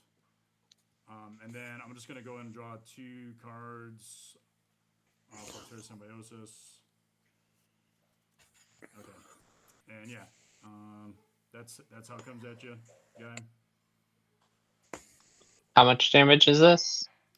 So we got 8 from Boomy, 9 from Smellerbee, 6 from the Reliquary Tower, and then the Ashaya is a 1, 2, 3, 4, 5, 6, 7, 8, 9, 10, 11, 12, 13, 14, 15, 16, 17, 18, 19, 20, 26. Is that including the +1 from my Crescendo of War for each attacker? Oh, no. Not for each attacker, but each attacking creatures get +1/+0 right now. Yeah. So 26 alone for Ashaya plus the 1 from Crescendo, that's 27. And then these guys will get 9. I mean, this is 9. This is 10 now. And then this is 7. Okay. I am going to be blocking the 2 biggest ones. So I assume that's a Shia, and then the one that you said is a 10. Yeah. How much then is the rest of that? So you get 4, 8, 9 plus 7, so 16. Okay. Yeah, 16. And there's an attack trigger here. I may discard my hand. If I do, I am not going to discard the hand. It says may, so I don't have to do it.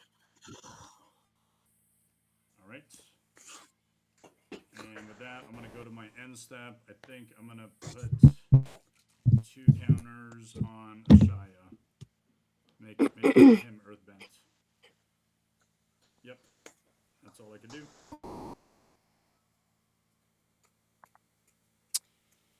Okay, I will untap, draw. So I have 3 blocking. I will play a swamp and draw off the greed.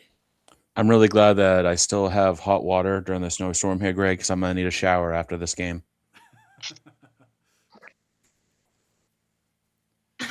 Is it still really bad over there, snowstorm-wise? Oh, yeah. All right, I'm going to tap my coffers, which will now be 1, 2, 3, 4, 5, 6. Yep. Yeah. It snowed last night a bit. Like, not enough to stick, really. Like, it wasn't accumulation. It was enough, like, overnight. So it was everything's just getting in the morning, which is Greg, lovely. I just put a photo in our chat. That's live. Look right outside. I'm going to use 5 of this mana to play a Starscape Cleric Offspring.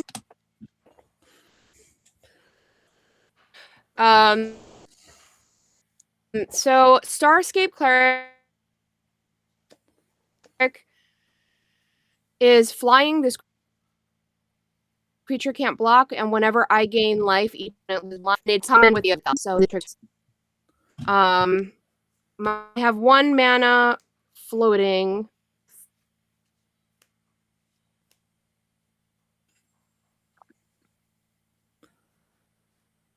Oh, looks like Ron might have cut out. Move to combat. I'm gonna swing Gollum. Ron, I don't know if okay, Ron, you're back. You cut out and your video feed cut out. Yeah, sorry. I'm gonna swing. Oh, geez. Are we? Hello? No, you're good. Because I look fine to me, so I don't see what you see. Can you hear me? Yep. Okay. I'm swinging a Gollum at Guy. It's a 2/2, so it can't be blocked by anything bigger. And I am going to swing the orc at Greg. All right. So Crescendo of War says attacking So creatures get actually, +2/+0. Nice. because of bruising, Gollum is 3 and 19. And I have given them lifelink off of Veto. That's legit. And they get +2/+0 from Crescendo of War. Both of them Attacking get creatures +2/+0? get +1/+0 for each counter on Crescendo of War, which is currently 2. 2. Okay, so this is 4, and then the orc is 20. Indeed. They do not. However, I will gain the life, and you all will lose double the amount of the life I gain off of Starscape Cleric, I think it's which came in with Offspring and has a copy of isn't itself. it target player? No, it's each opponent. Holy hell. That just came out Yeah. of nowhere, Oh. I won't lie. What's the name of that card? I'm sweating. Starscape Cleric. So, since Guy is taking the damage from Gollum, and Greg has already taken the damage from Gollum, I will be gaining 24. So both of you will be losing 24 automatically. But then off of the 2 Starscape Clerics, it says whenever I gain life, each opponent loses 1 life. Okay, so I guess first I need a block, right? So I'll block the orc with my one insect. And then there was only the orc coming at me, right? Yes. The orc is at you and the golem is at Greg. Guy, sorry. You're Greg. You're the orc. And then you had the trigger whenever you gain life, each opponent loses 1 life, so that's 1 life loss on the combat damage. Yes, so I would be gaining 24. Okay, I have a response to, because the Gollum thing is going to be nasty, right? It's going to kill me and Guy. I wish to sacrifice my urn to Zernor because it's a land and had earthbending, so I gain 2 life from that. And then I'll do Reliquary Tower, do the same thing, gain 2 life. And then Smeller B, same thing, gain 2 life. And I think Ashaya, gain 2 life. Okay. Yeah. And then I guess your end step, there's the trigger with Gollum. Yeah, so I've gained 24, so Guy and Greg, you will both lose 24. Okay. And then we have to Starscape click triggers. There's 2 of them. Okay. Yeah, I did the Farscape, or the Starscape. I did that one already, and then I took another. Yeah. Okay. So I lose There's 2. 2, yeah. So I lose 2 life. And then Andrew will lose 2 as well. Yes. Awesome. Okay. That was gnarly. I won't lie. And so quick question, because it says whenever you gain life, each opponent loses 1 life. Am I gaining life 2 times, or does this count as 1? So you gained life Because twice. each of these would have had life. Yeah, so 1 instance of life off a golem, 1 instance of life off the org. So I should lose 4 then. So I should lose. So then you take 2 more. I take 2 more as well. Yeah. Okay. So I'm down to 2. Mm-hmm. That was gnarly. I won't lie. That came out of Yeah. Whew! I got really hot. I was like, "Oh, be cool, be cool, be cool." Like I was trying to be so unassuming. I was like, "Oh, what's happening?" I was like looking at my hand the whole time. I was like, "Oh man, cool things are about to happen.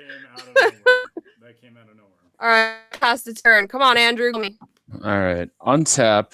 Let me count my mana because I have the key to the city. If I do that, if I don't have enough of that. All right, I am not going to draw for key of the city. I will put a counter on Crescendo of War. I will draw for turn. Now, if you kill me, Andrew, I don't know, will you be able to come back with Ron? Yeah. I mean, I think I can try to deal with Ron. I'm just saying, but you know, it's up to you. No, I'm pretty sure I can. I'm pretty sure I can kill you both right now. Yeah, do it. Let's do this. There's that. There's pretty close to it. Okay. So that's 5, 6, 7, 8. That'd be 8. That'd be 12. That'd be 24. So that goes that. What do you have for blockers, Greg? I have my Toph and an insect, or the okay. The sapling. Okay. I am going to pay 1, 2, and 3, and I am going to play Heartward Shard for 2 mana or green. Target creature gains trample until end of turn. Noise. I am then going to use Key to the City, and I'm going to make Trostani unblockable. Hell yeah. I am then going to declare both Trostani as an attacker at Ron unblockable, and I'm going to swing Niles, which is a 3/3 at you, Greg. Using Trostani's ability, I'm going to give Trostani double strike until end of turn. So she's a 4, 5, 6, 7, 8. So she is an 8/5 double strike commander at Ron. Okay, and that's then coming a at 3/3. me. So 16? Yes. Yeah, I just got to go to blocks. Okay, so... All right, hold on. So let me know where your blocks are. 16, I did that. Did you declare your blocks? And then 3 of that, but that... Well, hold on. So Greg, so you have the 16 unblockable. For the 3/3, is that... The 3/3 is going at Greg. So that's why. So we got to go to blocks first. Yeah, so I can't block it. It's unblockable. So I'm going to take the 16. Yeah, there's going to be more. So I'll block with the insect on the... All right, so 2 things are going to happen. I'm going to pay the green to give it trample, and then in response, I'm going to cast an invigorate, and opposed to paying its mana, I may have target opponent gain 3 life, Ron. And then I'm going to give Trostani +4/+4. Your insects are going to trigger mandatory, which are 2 triggers of you gaining life, which will then make me take 2, make me take 4, make Greg take 4, killing him on the stack. And then you now have a 12/12 commander unblockable double strike to kill you with commander damage if there's no response. I wish to respond by sacking a bunch of lands. Perfect. Unless there's a response from Greg, he might have something. I don't have a response. I would like Pyrrhic Tutor. It's like... Yeah. So what we'll do is, how much life do I need to gain to prevent? So just for me casting the spell, she's going to gain 3 life, which is going to trigger her vampires twice. So that's going to be 2 exactly just for me casting the spell. Okay. I'll sack so in response to the sack. Yeah, like you'll take 2 damage from this. And then you have the veto trigger as well, Ron. So target opponent will lose 3 life because you're about to gain 3 life. Okay. So yeah, I'm responding to the casting of the invigorate. Yep. So I'll gain 4 life first. By sacrificing these 2 non-token artifacts, which are also lands, to the Zern Orb. And then I think I probably need to sacrifice a couple more things. 2 like this. And we'll do Horn of Greed to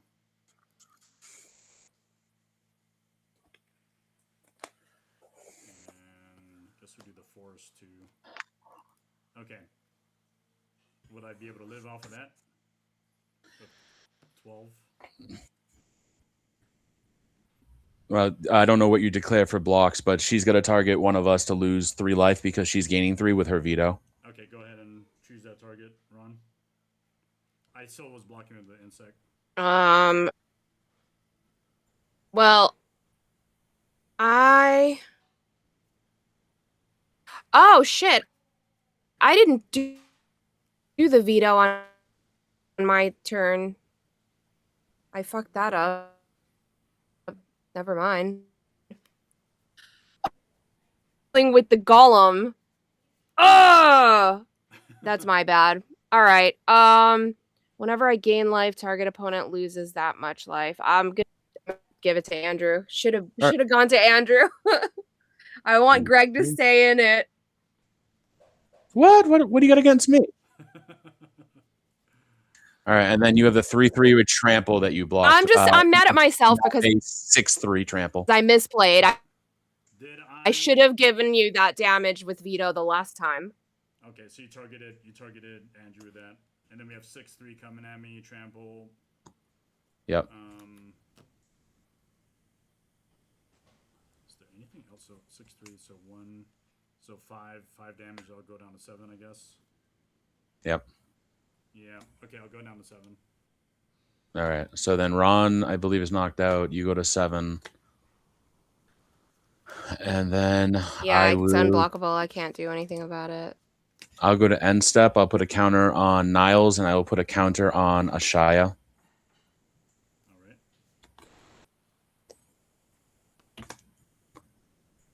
Cool. I'll go to my turn then. Yep. I can't believe I didn't do. I missed that trigger.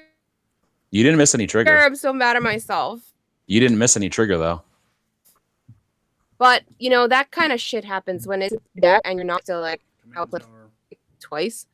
Well, that's what I mean. You didn't miss... Still trying to remember triggers. A lot. Yeah, that's what I was saying. You didn't miss any trigger.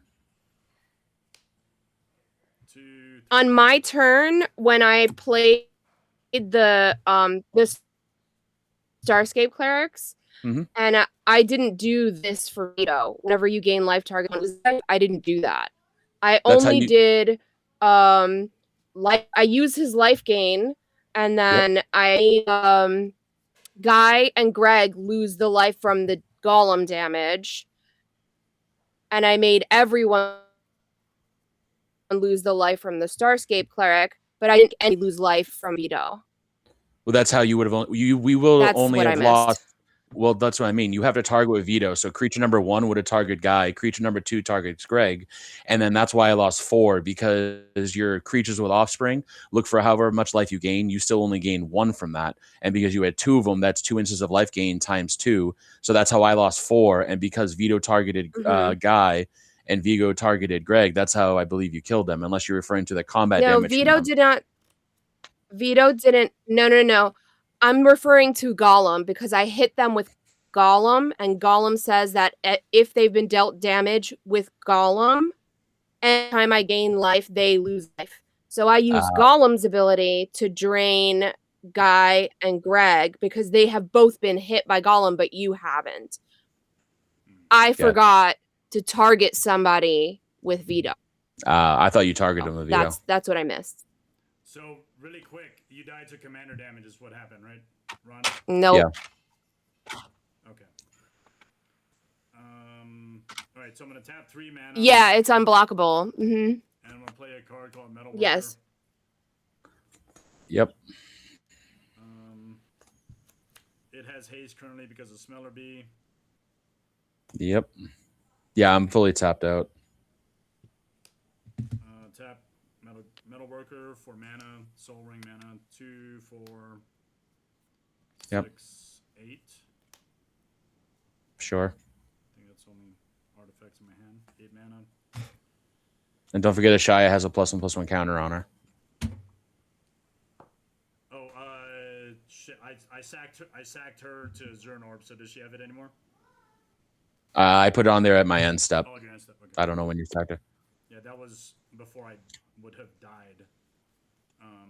Okay, cool. So 8 mana.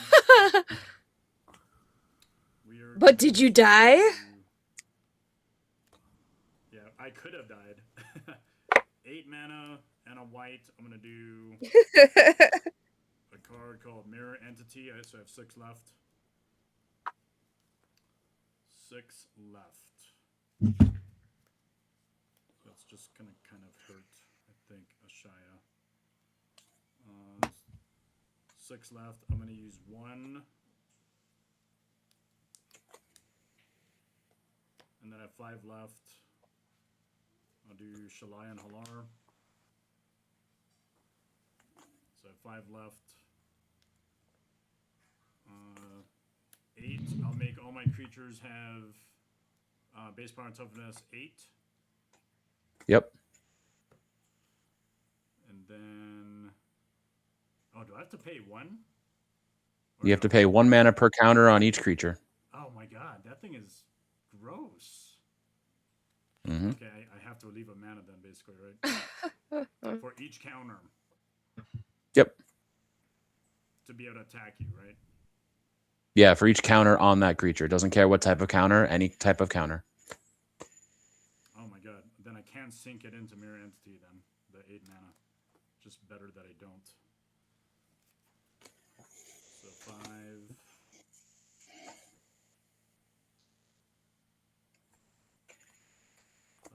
So 5 mana still.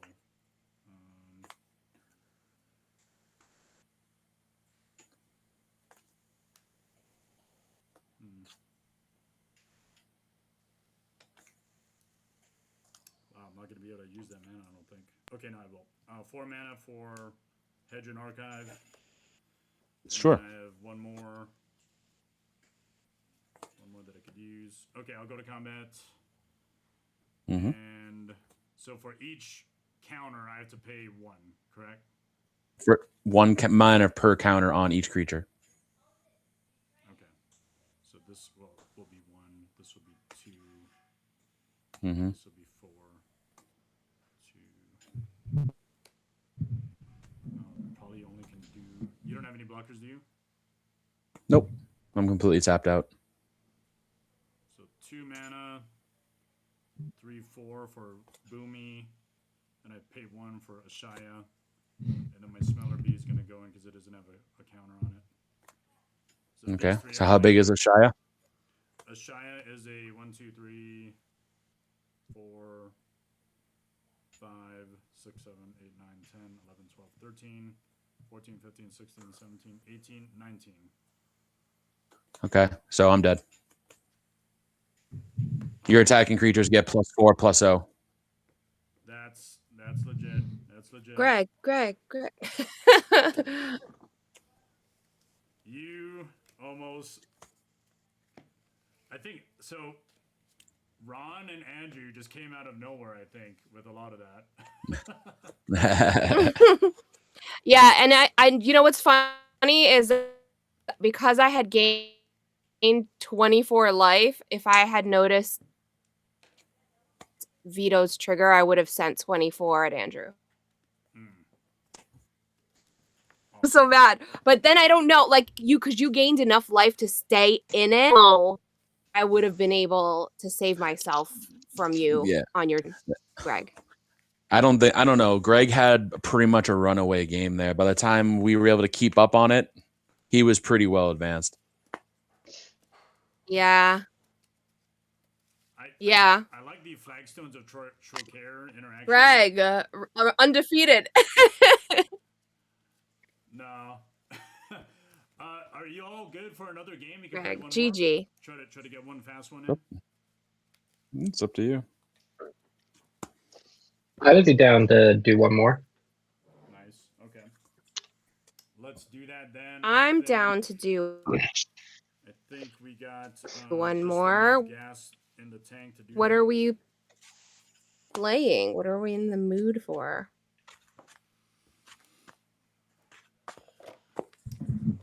Definitely fast if we can do it. I think we can get there.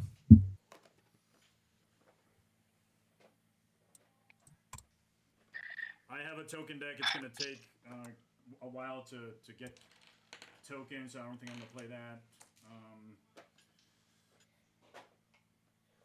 Are you guys okay with a I don't know that I have anything fast. Like everything's a slow burn.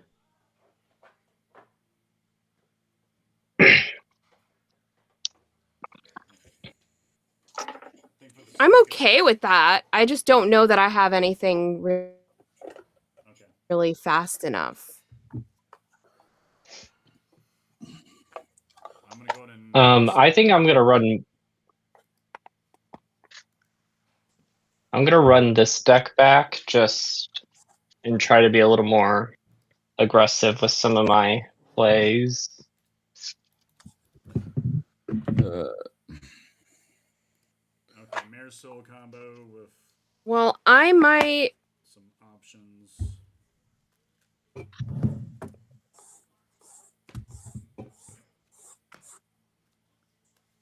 I'm just gonna play Toby because he's next to me, and there's no combos or anything in this. It's just straightforward, but I'm fine with playing him because he comes out fast-ish, so at least I can get a board developed relatively quickly with him.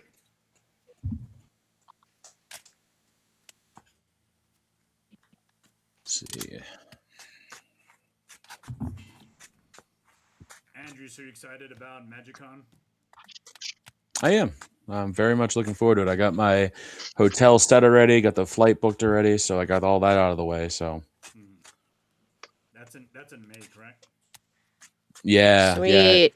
It was so I was gonna fly out Thursday night, and I was looking to see if there was an earlier flight on Thursday.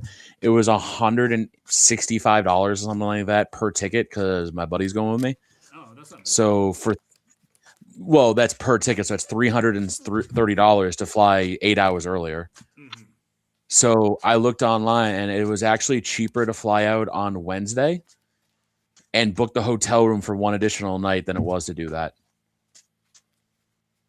Mm. So the flight on Wednesday was the same price for the earlier in the day one because it's Wednesday opposed to Thursday, and the hotel only charged me $49 for the additional night. Oh, that's legit. Yeah.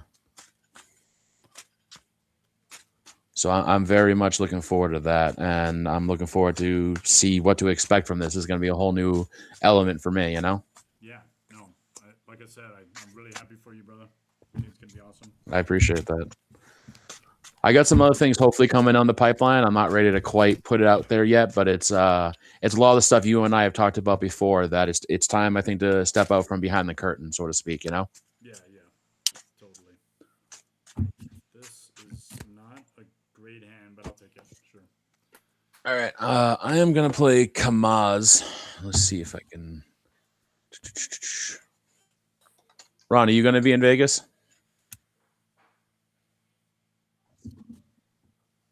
I am not. I think it's the first weekend of May, right? Yeah. I am going to the Fallout fan celebration that weekend nice. in West Virginia. There you go. Well, that should be a good time, I would hope. Yeah, I'm excited, and they have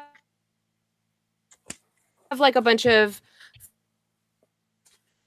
folks that were in the movie that did voice work for characters in the games, all kind of wasteland looking, and it's super fun. And they have like foods, and you get to like eat red roaches or something. It's pretty fun. Group going out and like it's literally like in the middle of nowhere, and there's like one hotel near it that it's like a shitty day not literally the only hotel anywhere nearby. It's already all booked up. So it's like 14 miles away. So we rented a cabin in the woods, and we have to drive like 14 miles to get to this event every day. But it's kind of a 30-minute drive. Part of the experience, you know, like we literally are going through the wasteland, basically. I'm good with my 7, if everyone is, and then Yep. Guy, I think you can. I'm good with my 7. I'm going to quickly grab a drink if we have like a second. Yeah. I will be right back. I'm good with my 7. Yeah. Did you want to explain your deck again, real quick, while we wait for Ron? It's the same deck, so no. Or well, it's a lot of tokens, hopefully. All right. And Ron is playing Toby, which is very tokeny, which is cool. And then Andrew, you're playing Kamiz. What is that? I'm playing Kamiz. He's a 4-mana 2/4 octopus rogue. Whenever I attack, target attacking creature can't be blocked this turn, and it connives. Then I choose another attacking creature with lesser power than the connived creature, and that creature gains double strike. Indeed. Okay, so that one card, what is it called? It's going to be very potent. What's the name of that card? The one that Jin Sakai or whatever? It reminds me of that. That one you commander. Because you get to like choose modes and stuff, but it does, I think, essentially the same thing. Okay, cool. But it doesn't have the connive thing going. I think you just draw a card. I'm playing Mairsil, very combo-y. There's basically 4 cards that really get it off the ground that are in the deck.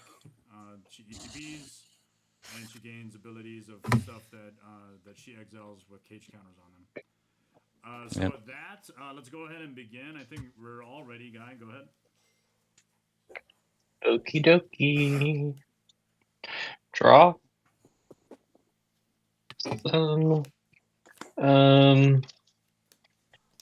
Castle Ardenvale for land. It comes in tapped because I don't control planes. And that's it. All right. I will draw.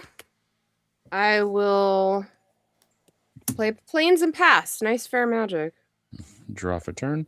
I'll start things off with a Hall of the Bandit Lord. It comes into play tapped.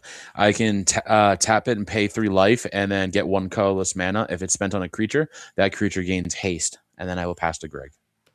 I love Hall of the Bandit Lord. I'm going to draw. Yep. Play Volcanic Island, pass. All right. I'll play planes and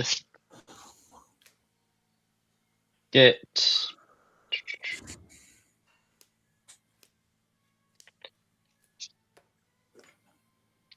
That's all my card draw, Greg. Yeah. Starfield Shepherd. We are going to put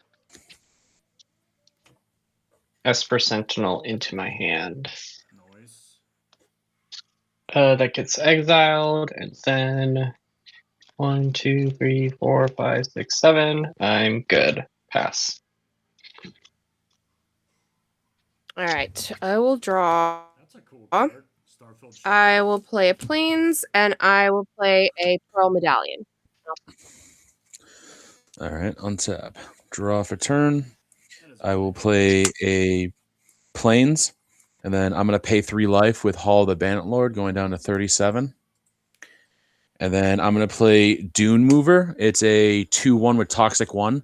When it enters the battlefield, I search for a basic land card, reveal it, placed on top of my deck, which is going to be an island. Oh, it's in fact. I see what's going on. Or toxic. I said it was going to... I did say it was very potent. Very nice. And then 2/1 toxic haste at Greg. Hell yeah. No doubt. So I get 2 poison counters and damage, right? Or no, 1 poison. You get one poison, 2 damage. Toxic. Yep, 1 poison, 2 damage. And then and then that goes on the top of my deck because that's the land I searched for. And then I will pass the turn. Volras Stronghold, and after that I pass. All right, untap upkeep draw. All right, everyone, I got a deal for you. I'm going to play my Razorgrass Ambush as the land side. So I'll take 3 life, or I'll lose 3 life. I'm going to tap 3. And I'm going to play Tempt with Bunnies. So, draw a card and create a 1/1 white rabbit creature token. Then each opponent may draw a card and create a 1/1 white rabbit creature token. For each opponent who does, you draw a card and you create a 1/1 white rabbit creature token. That is a cool So, card. Holy hell.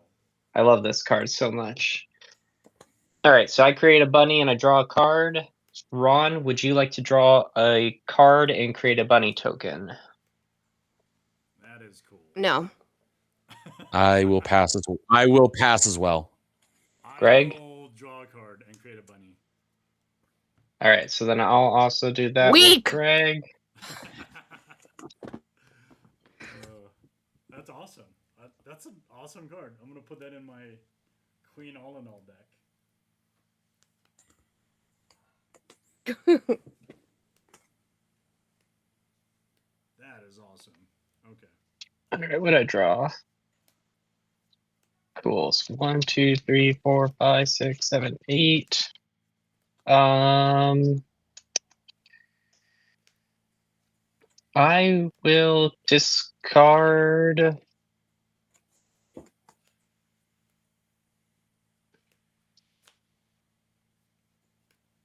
Gonna. Fuck. Damn it. All right, Mother of Runes. Pass. The pain.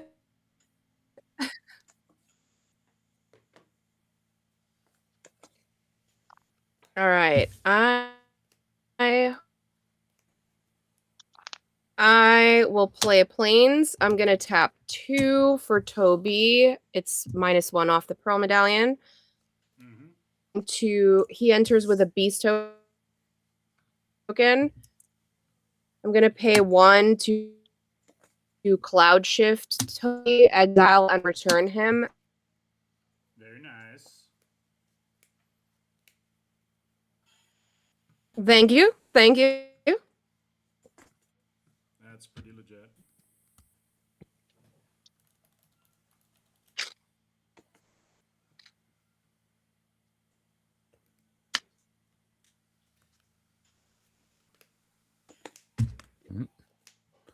Anything else with your turn? Nope. Pass. Cool. All right. Draw my island. Play my island. 2 for Arcane Signet. No doubt. And then pay 1 for Authority of the Council. Your creatures come into play tapped. For each creature that comes into play under your guys' control, I gain a life. Love that card. And let's see. Guy, 2/1 Toxic 1 coming at you. Cool.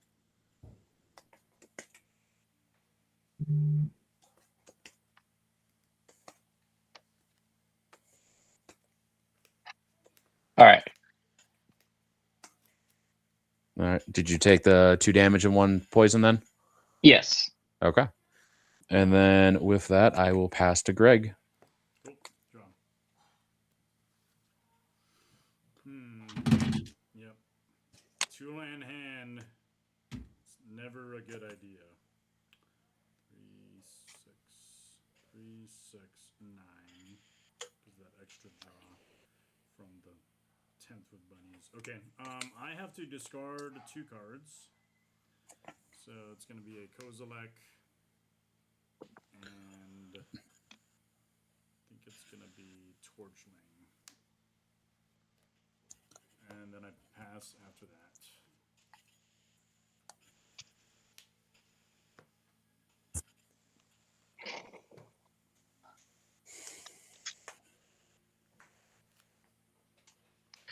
I'm going to play Abandoned Air Temple for my land for turn. Airbending.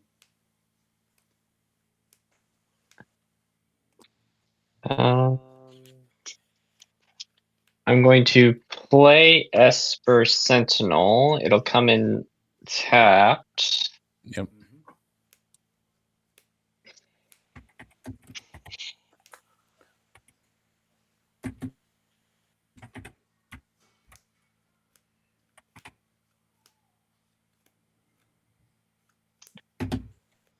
And then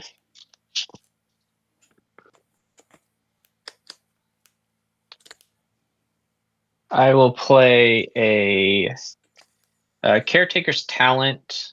So whenever one or more tokens I control enter the battlefield, I can draw a card, and it only triggers once a turn. So pass.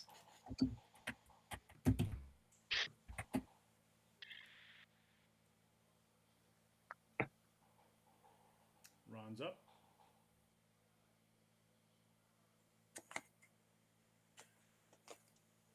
All right. I will draw. I will. I'm going to tap 1 to slip on the ring on Kai's return, and I'll create a beast. The ring will tempt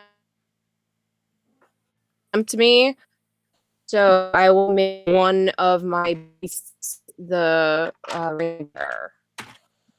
Would you And like to pay I will- 1 for Esper Sentinel to let me draw a card?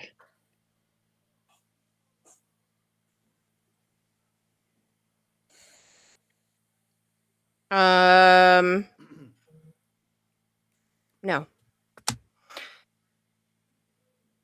Sweet. I'm gonna pay 1 for Philia, Exuberant Shepherd.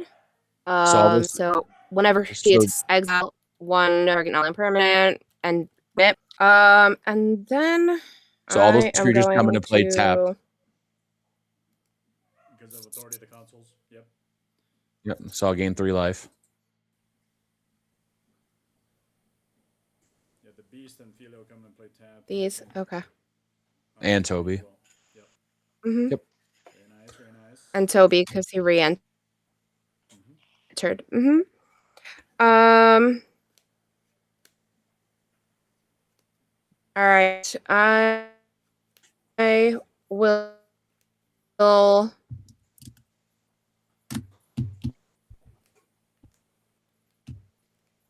I'm going to pay 2 for Parting Gust. I can gift a tap fish. If I don't, I will file a non-creature and return it to the battlefield with a 1/1 counter on it. So I'm not giving the fish. I'm gonna just bounce Toby, create another beast, and Toby has a 1/1 counter on him. So I now have 4 beasts. They offline. That's awesome. Yep. I'll pass the turn. All right. Untap, upkeep, draw. Andrew, you said you have a Toby deck too, right? I do. Yep. 2, 3, and 4. I'm gonna lose 3 life, and I'm gonna cast my commander. No doubt.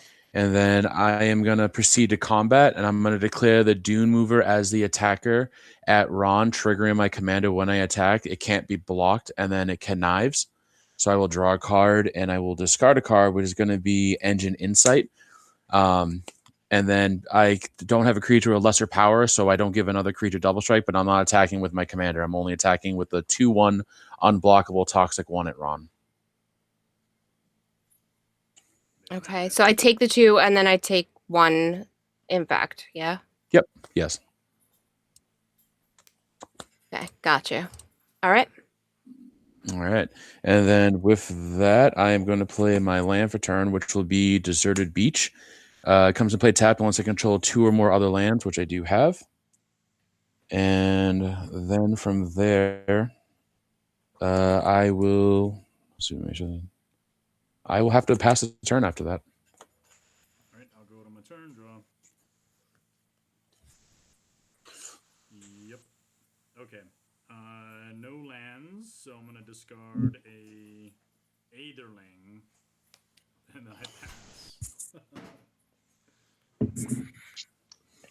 That's rough. It's all good. Ron, is that a liquid death I see? No, it's a Guinness Oh, okay. I would say. that I did not pour into a glass.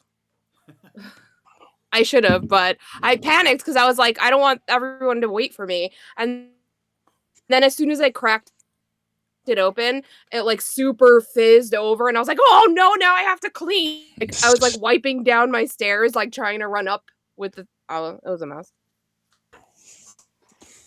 We got there in the end, though. All right, I'm gonna play Snow-Covered Plains.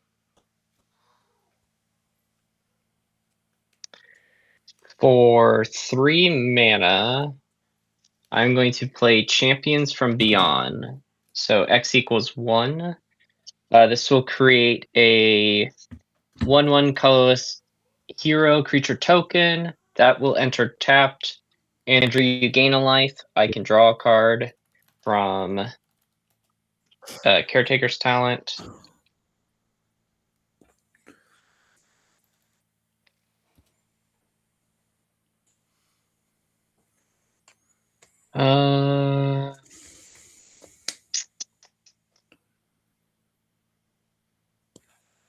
What's the name of that card again, guy? Champions from Beyond. Gotcha. So the other important thing is when I attack with 4 or more creatures, I can scry 2, then draw a card. When I attack with 8 or more creatures, those creatures get +4/+4 until end of turn. Jesus. Yep. Yeah, I just discovered it. Pretty awesome. It is. I am going to cycle Secluded Step, so just 1, draw a card, and end my turn. Have you seen that new? I think it's a white card from Lorne Eclipse, and let me see if I can find it, because I was excited to play it if we ended up playing it. Oh, we go. I'm gonna play a Sanctum of Eternity as my land. I am going to pay 3 I think it's called a Kin's Bond. for a Windborn Muse. Nice.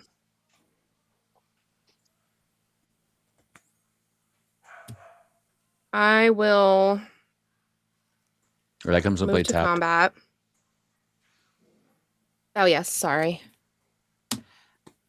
I will move to combat. I'm going to swing Kin 2 Binding. That's beasts Kin Binding. in the Pretty cool. 2 beasts in the air at Andrew, and 2 beasts in the air at Guy. Nice. They're both 4/4. So it's 8 in the air each.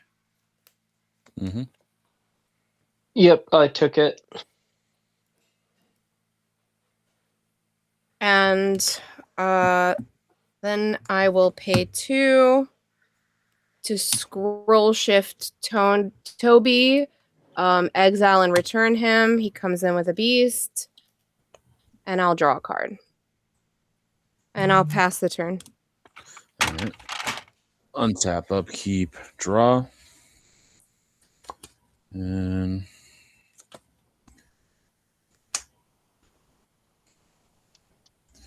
I'm going to play 4 Nox. 4 Nox comes into play with 4 vanishing counters on it. At the beginning of my pre-combat phase, I draw a card.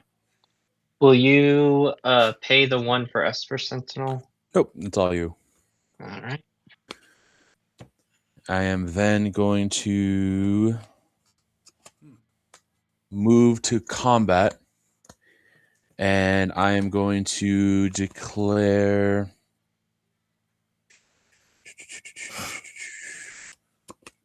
Dune Mover is going to be my attacker. It is going to go. I need what, 2 mana to attack you, Ron, per creature? Yep. Yeah. I will send it at Greg. It's unblockable, but it is going to connive, so I will draw. And I'm going to discard for... What do I want to discard here?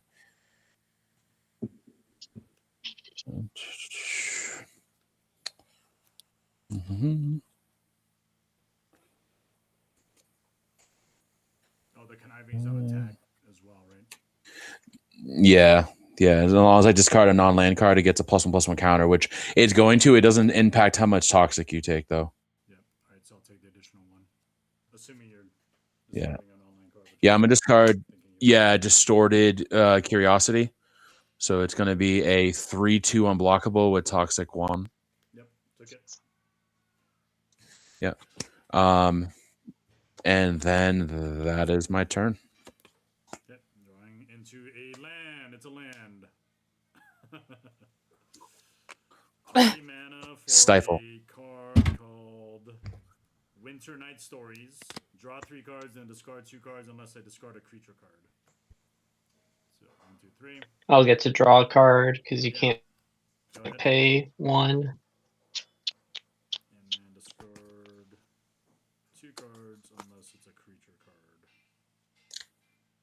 Man, this is actually a pretty good creature card.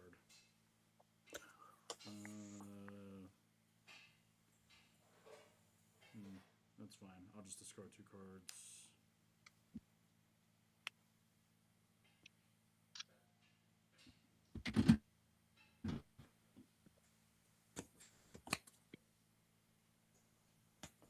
Yep.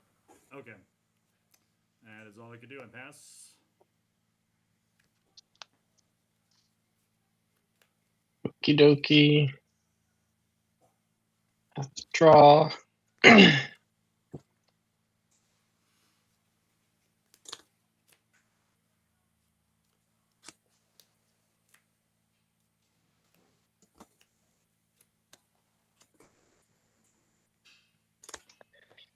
Shoot. All right. First, I'm going to tap 3 for Cosmogrand Zenith. Hell We yeah. all love this card.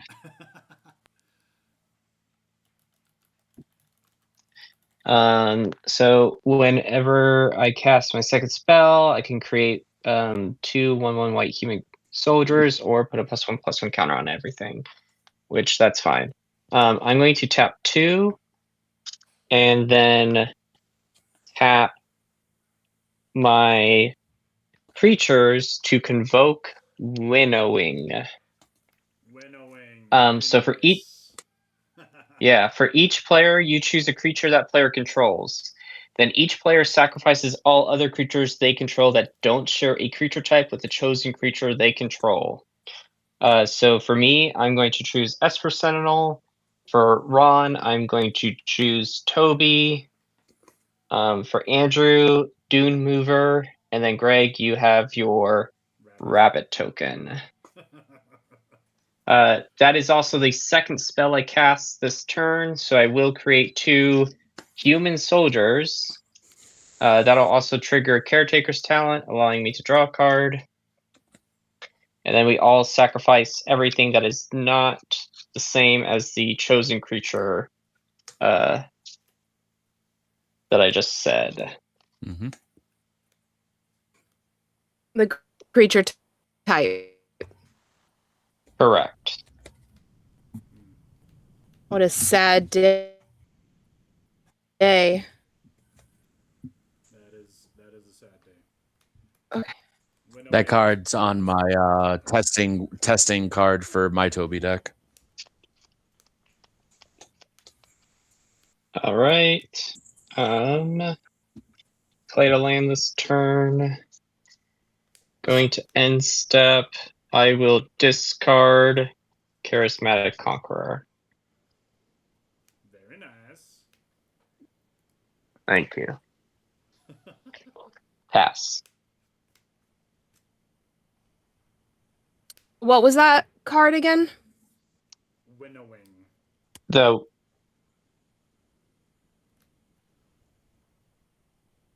Yeah.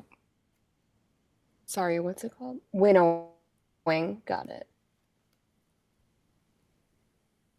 Oh, it's costly. Convoke's pretty I hate costly. cards, but you know, sometimes they're essential. Um. Okay, I don't skip any of that. All right, I'm gonna play a rogue Spanish as my land return. Very nice. Okay, 1 to ambush on the road and return to 2 to recast him with a beast. Are we still tapping? Is that gone or No, Authority of the Council's still in play. tapped? Yeah, tapped. Yep. I gained Okay. 2. Yeah. Yeah. It's gone? No, it's Nope. still around. Oh wait, it is. It's still here. And then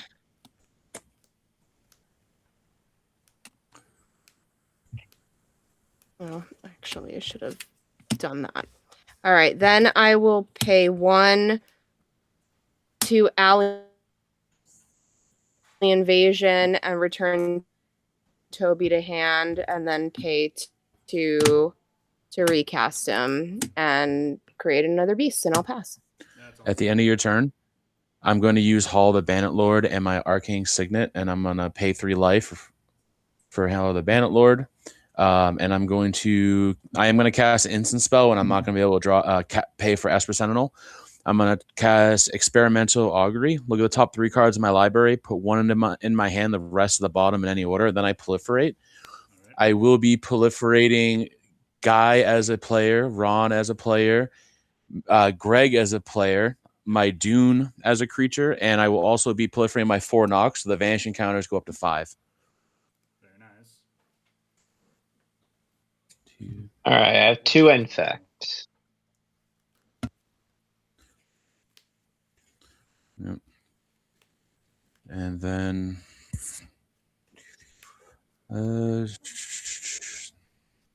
fun. I don't know. Unit blocker. Sure. And then I am going to keep that on top, and then I'm going to put these on the bottom. Excuse me, I put 1 into my hand. I put that 1 in my hand, the rest in the bottom in any order. Okay. And then I will go to my turn. Untap, upkeep. I will draw for turn. 4 Nox triggers on main phase 1. I remove a vanishing counter, and then I draw a card. Yep. And then I will play Shattered Sanctum. It comes in play tapped unless I control 2 or more other lands. Very nice. Yep. And then 2, 3, 4, 5, 6. All right. Sure. Let's do this. And Greg, you have 2 poison counters. Everybody has 2 poison counters, right? 3? Yeah, Greg should have 3, and the other 2, you have 2 each? 2. Yeah. 2, 3, 4, 6, 7. Okay. I'm going to play 1 and 2, and I'm going to cast Necrogen Communication. I cannot pay for Esper Sentinel, and I will be putting that onto my Dune Mover, so it gets Toxic 2, and when it dies, I return that card to the battlefield under my control. Very nice. I love that card. Yeah. And then I am going to do 2 and 3, and I'm going to cast Duel's Heritage. Whenever one or more creatures attack, I may have one of them gain double strike until end of turn. Hell yeah. And then I am going to proceed to combat. And then Guy, I'm going to swing my 4/3 double strike toxic 3 at you. So when it lands, you'll get 6 toxic counters, and you will take 8 damage. Yay. There it is.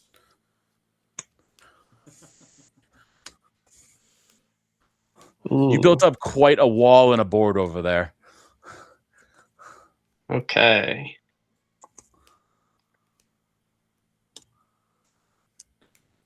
Yep, I took it all. Yep.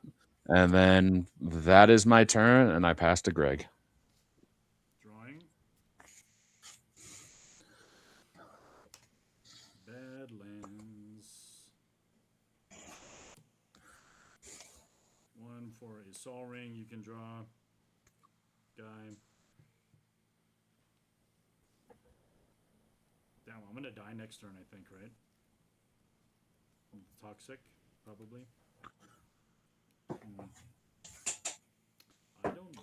I mean, you only have 3 toxic right now.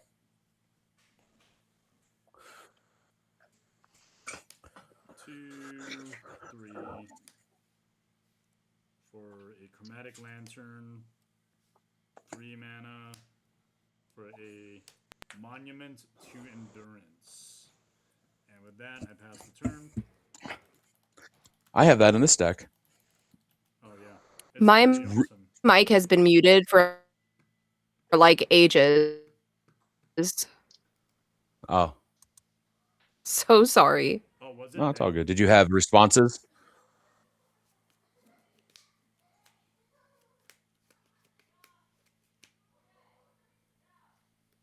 Ron, did you have any responses during our turns while your your microphone was No, no. Okay. I just wanted to say that Greg was like, "Oh,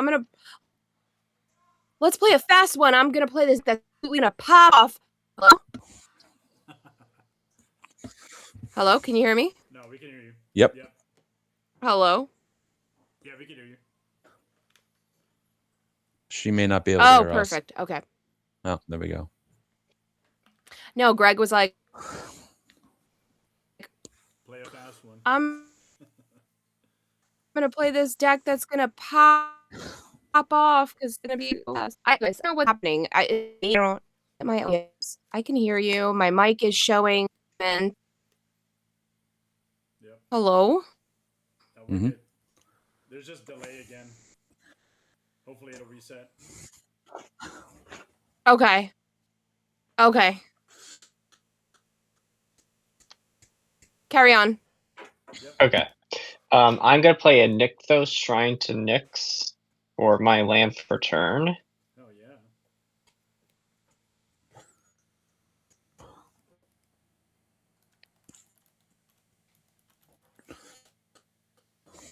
Okay.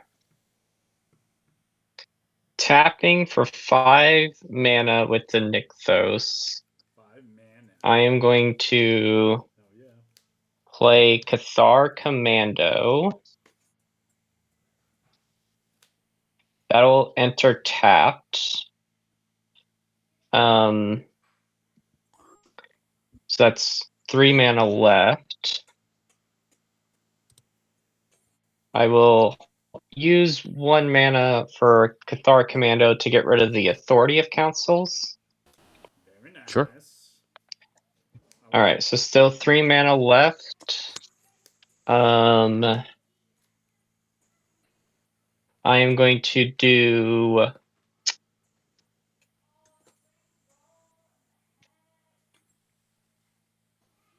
Will of the Mardu, creating 3 tokens since Ron has 3 creatures. So I'll create 3 1/1 red soldier creature tokens, or warrior creature tokens. So that's 3. That is my second spell. I will also then create 2 more humans. This will allow me to draw a card. That's pretty delicious. Yes.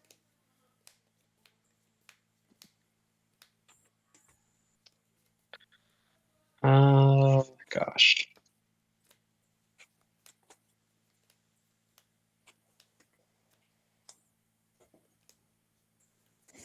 I will end my turn. 1, 2, 3, 4, 5, 6, 7, 8. I need to discard 1 card. That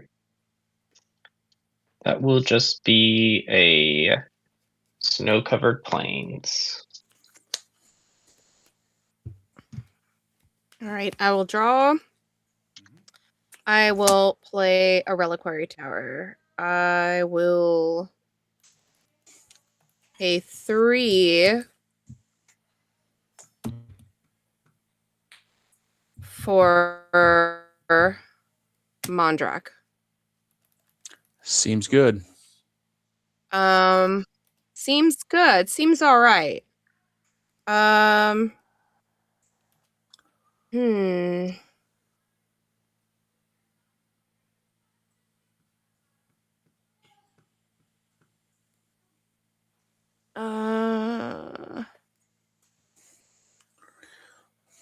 Can't do what I want to do, but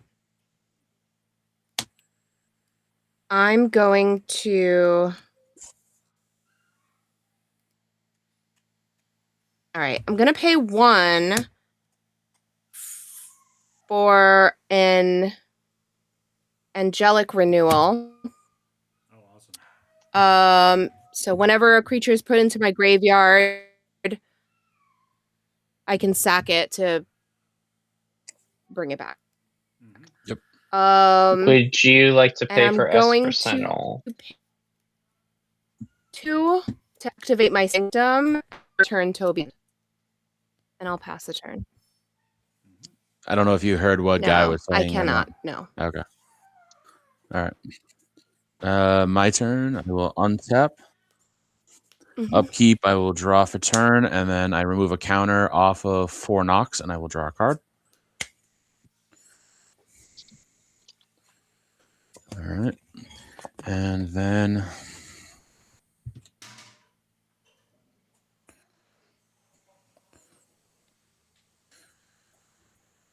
sure, I'm gonna pay 2 mana and 3 life. And I'm going to cast Blighted Agent. It's a 1/1 with Infect and unblockable. And because I cast it with Hall of the Bannerlord, now it has haste. There it is. There it is. I will play my land for turn, which is Polluted Delta. I will crack it for 1 to search for a swamp or an island and put it into play. I am going to get a...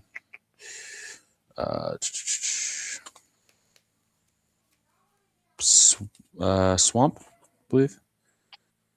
Yeah, we will get a swamp.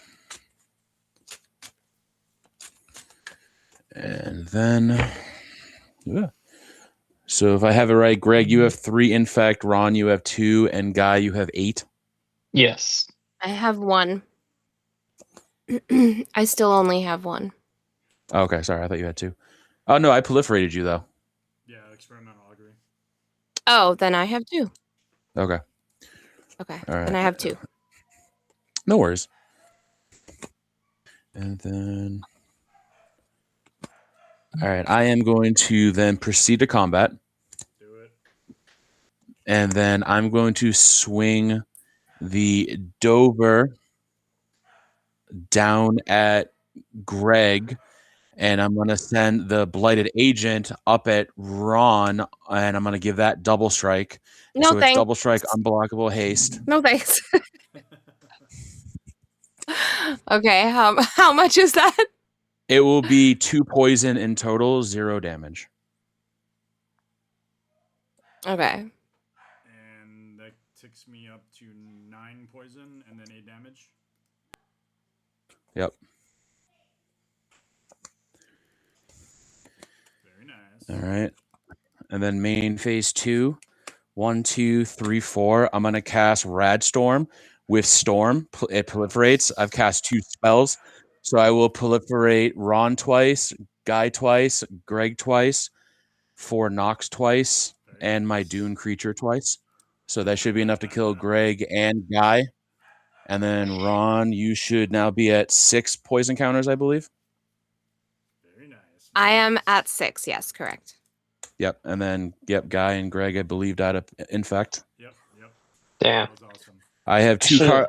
I have 2 cards in hand, access to 1 mana, and I have all tapped creatures, and I will pass the turn. If I had kept one more Okay. up, I would have been able to Fairy's Protection. Fairies, oh But- man. If Oh, you wait, had, Okay, I will. if you had Teferi's Protection, I would have done that on the stack just to see if I could, because the Teferi's Protection and that would have got me there with you, though. yeah, That was legit. very nice though. What's the name of that? I will pay. Storm proliferator thing? I'll pay You play? 2. Radstorm. Radstorm. Very nice. That Yep. was awesome. Really awesome play. I'm gonna pay 2 to bring back Thank you. Toby. He'll come in with 2 beasts. Yep. I will pay 2 to Sanctum of Eternity again. Put him back to my hand. Pay 2 to back Toby with 2 beasts.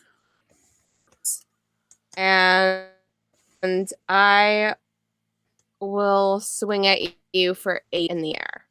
I have to take 8, so I will go to 27. My turn? And I'll pass. Dang, these All right. Unblockable infect dudes. Mhm. They're crazy. I will draw for turn, trigger for 4 knocks, remove a counter to draw for that. Put a land for turn for Marsh Flats, pay 1 to go get a basic, or a swamp or island, swamp or plains, I should say. It is going to be a swamp. And then, then from there, I am going to tap the Hall of the Bandit Lord for 1, 2, 3, and 4. And I'm going to cast Hand of Praetors. It is a 4 mana 2/2 with Infect. Other creatures I control with Infect get +1/+1. And whenever I cast a spell with Infect, target player gets a poison counter.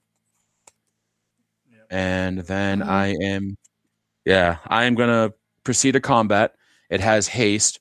I am going to swing Blighted Agent, now a 2/2 Infect, unblockable at Ron with double strike, Hand of Praetor, 3/2 Infect, and then the Dune, which is a 6/5 Toxic 3, all at Ron.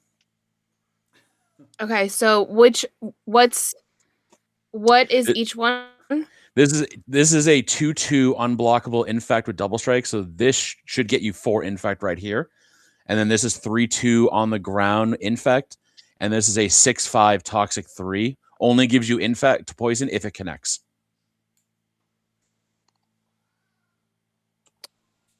Okay, and it is blocked. This is these two are blockable. This one is not. The toxic.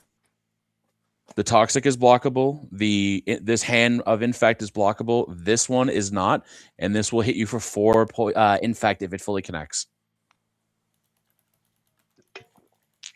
Okay, I'm gonna Path to Exile the 4 unblockable. Oh, don't you have an attack? Okay. Andrew on the Duelist Heritage? I did. That's how I made it double strike. Oh, no, but... I was thinking you could tap something down. That doesn't tap thing down. Okay. Nope. Sorry, you're good.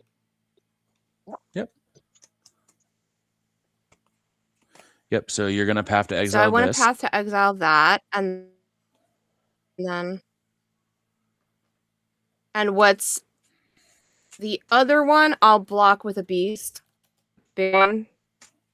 Yep. I have a 3/2 with Infect, and then I have a 6/5 with Toxic 3. I have to block with 2 beasts, so I'm gonna block 1 of each. Yep. So both of these are going to die. This is a 6/5. So 6/4 is still going to die. When this dies, my Necroman is going to trigger, return that card to the battlefield under my control. So it will bring back the Dune. So I will search for a basic land and put it on the top of my deck, where it's going to get this Plains that's on the bottom. And then that is going to be my turn. Okay.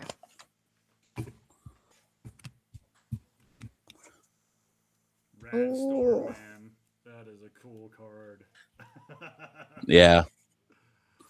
Okay. think I need to pick that up for my Vela because I have a Vela Infect deck as well, so it goes really good. Have you seen this type of deck before? No, I haven't. Kamiz. Yeah. I think it's pretty freaking gnarly. I ran 4 Nox over Phyrexian Altar because that way I don't have to pay double black and lose a life, and I can keep proliferating the vanish encounters. Mm-hmm. Yeah. It's just a free draw. It's pretty awesome. Yeah.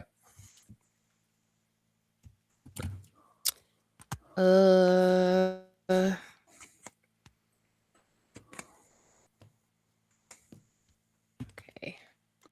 Let me think. Biggie. Yeah,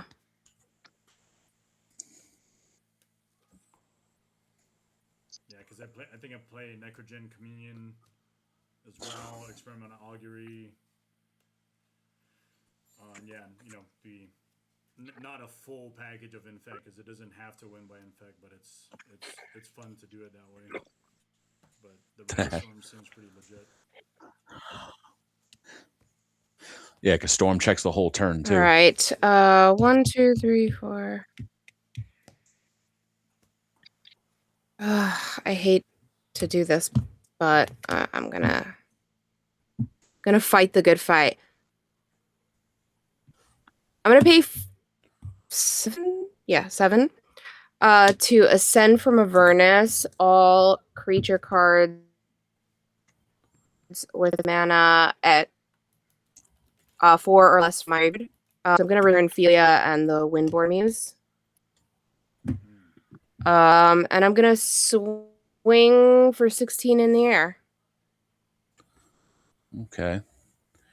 And we got you at what? Was it 6 Infect right now? 6, yeah. Okay. 1, 2, 3. 1, 2, 3, 4. All right. I am going to declare no blocks on 16, go to 10.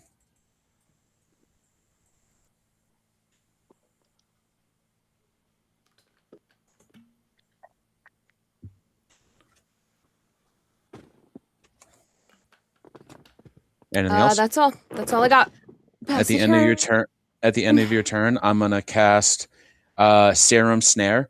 I can return target non-land permanent to its owner's hand. If its mana value is 3 or less, I proliferate. I'm gonna target your Muse, your Wind Muse. It's 4. Yep, I won't proliferate, but I still bounce it into your hand. Mana. Yeah, I'm not gonna get to proliferate, but I get to bounce it back to your hand. Very nice, very nice. I thought you said 3 or less. If it's 3 or less, I get to proliferate. Mana.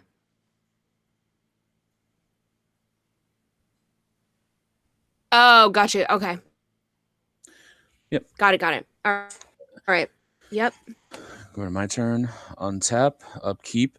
I will draw off a turn, and then I remove a vanishing counter. This goes down to 3. I will draw off a 4 Nox. I will play land for turn, and then I am going to 1, 2, 3, 4, 5, and 6. I'm going to replay my commander. And then I am going to proceed to... I'm not going to proceed to combat just yet. I'm going to... You have that. Can I get you there? I have to... yeah, I have to do that. I'm going to pay 3, and I'm going to cast Phyrexian Digester. I pay 3 going to 7. It's a 2/1 with Infect, but it's going to have haste now because of Hall of the Bandit Lord. And then I'm going to proceed to combat, and a couple things are going to happen. First, I'm going to declare my attackers at you, which is going to be the Phyrexian Digester and the Mover. And then it's going to trigger the Duelist Heritage. So I'm going to make the Phyrexian Digester double strike, and I'm going to connive. So I'm going to draw a card, and I'm going to discard Steady Progress, putting a +1/+1 counter on it, making it a 3/2 Infect flying unblockable, and then I will put double strike on the Dune mover as a 2/1 double striker because of my commander. Okay. So what's the unblockable? It is a 3/2 unblockable double striking infect, so it's going to hit you for 6 infect. But what is the damage? What is it? Will be 6 0 infect? It will be 0 damage. Well, it will I just guess I can't it do will anything just about be it. 6 infect. Yeah, if it's unblockable, I've got no response. Yeah, the double if it's strike unblockable, yeah. I've got no response. GG's. Yeah, this would get you to 9, and then the double strike gets you there. Nice. And I had a basic land in my hand. Yep. Right. Sweet. Good games. GG's. Yeah. GG's. All right. That was a pretty sweet game. Unfortunately, I think we're running out of time, so I really appreciate you all coming in. But before we go, we could just do our usual. Thank you for having us. Yeah, say thank you and all that. If you want to put anything out there, we could go clockwise from Guy. Yeah, thank you, Greg, for having us. You can follow me on Blue Sky, Instagram at the Wizard Staff 101. That's where you can find a lot of the altars that I post. Some go up for auctions. You can reach out for commissions, as well as YouTube and anywhere else for like podcast stuff. Our stuff's there as well. So thank you. No, it's always a pleasure having you on, Guy, and your work is amazing. Really happy for what you're doing too, man. You're doing some really great work. Thank you. Yeah. Awesome. Thank you.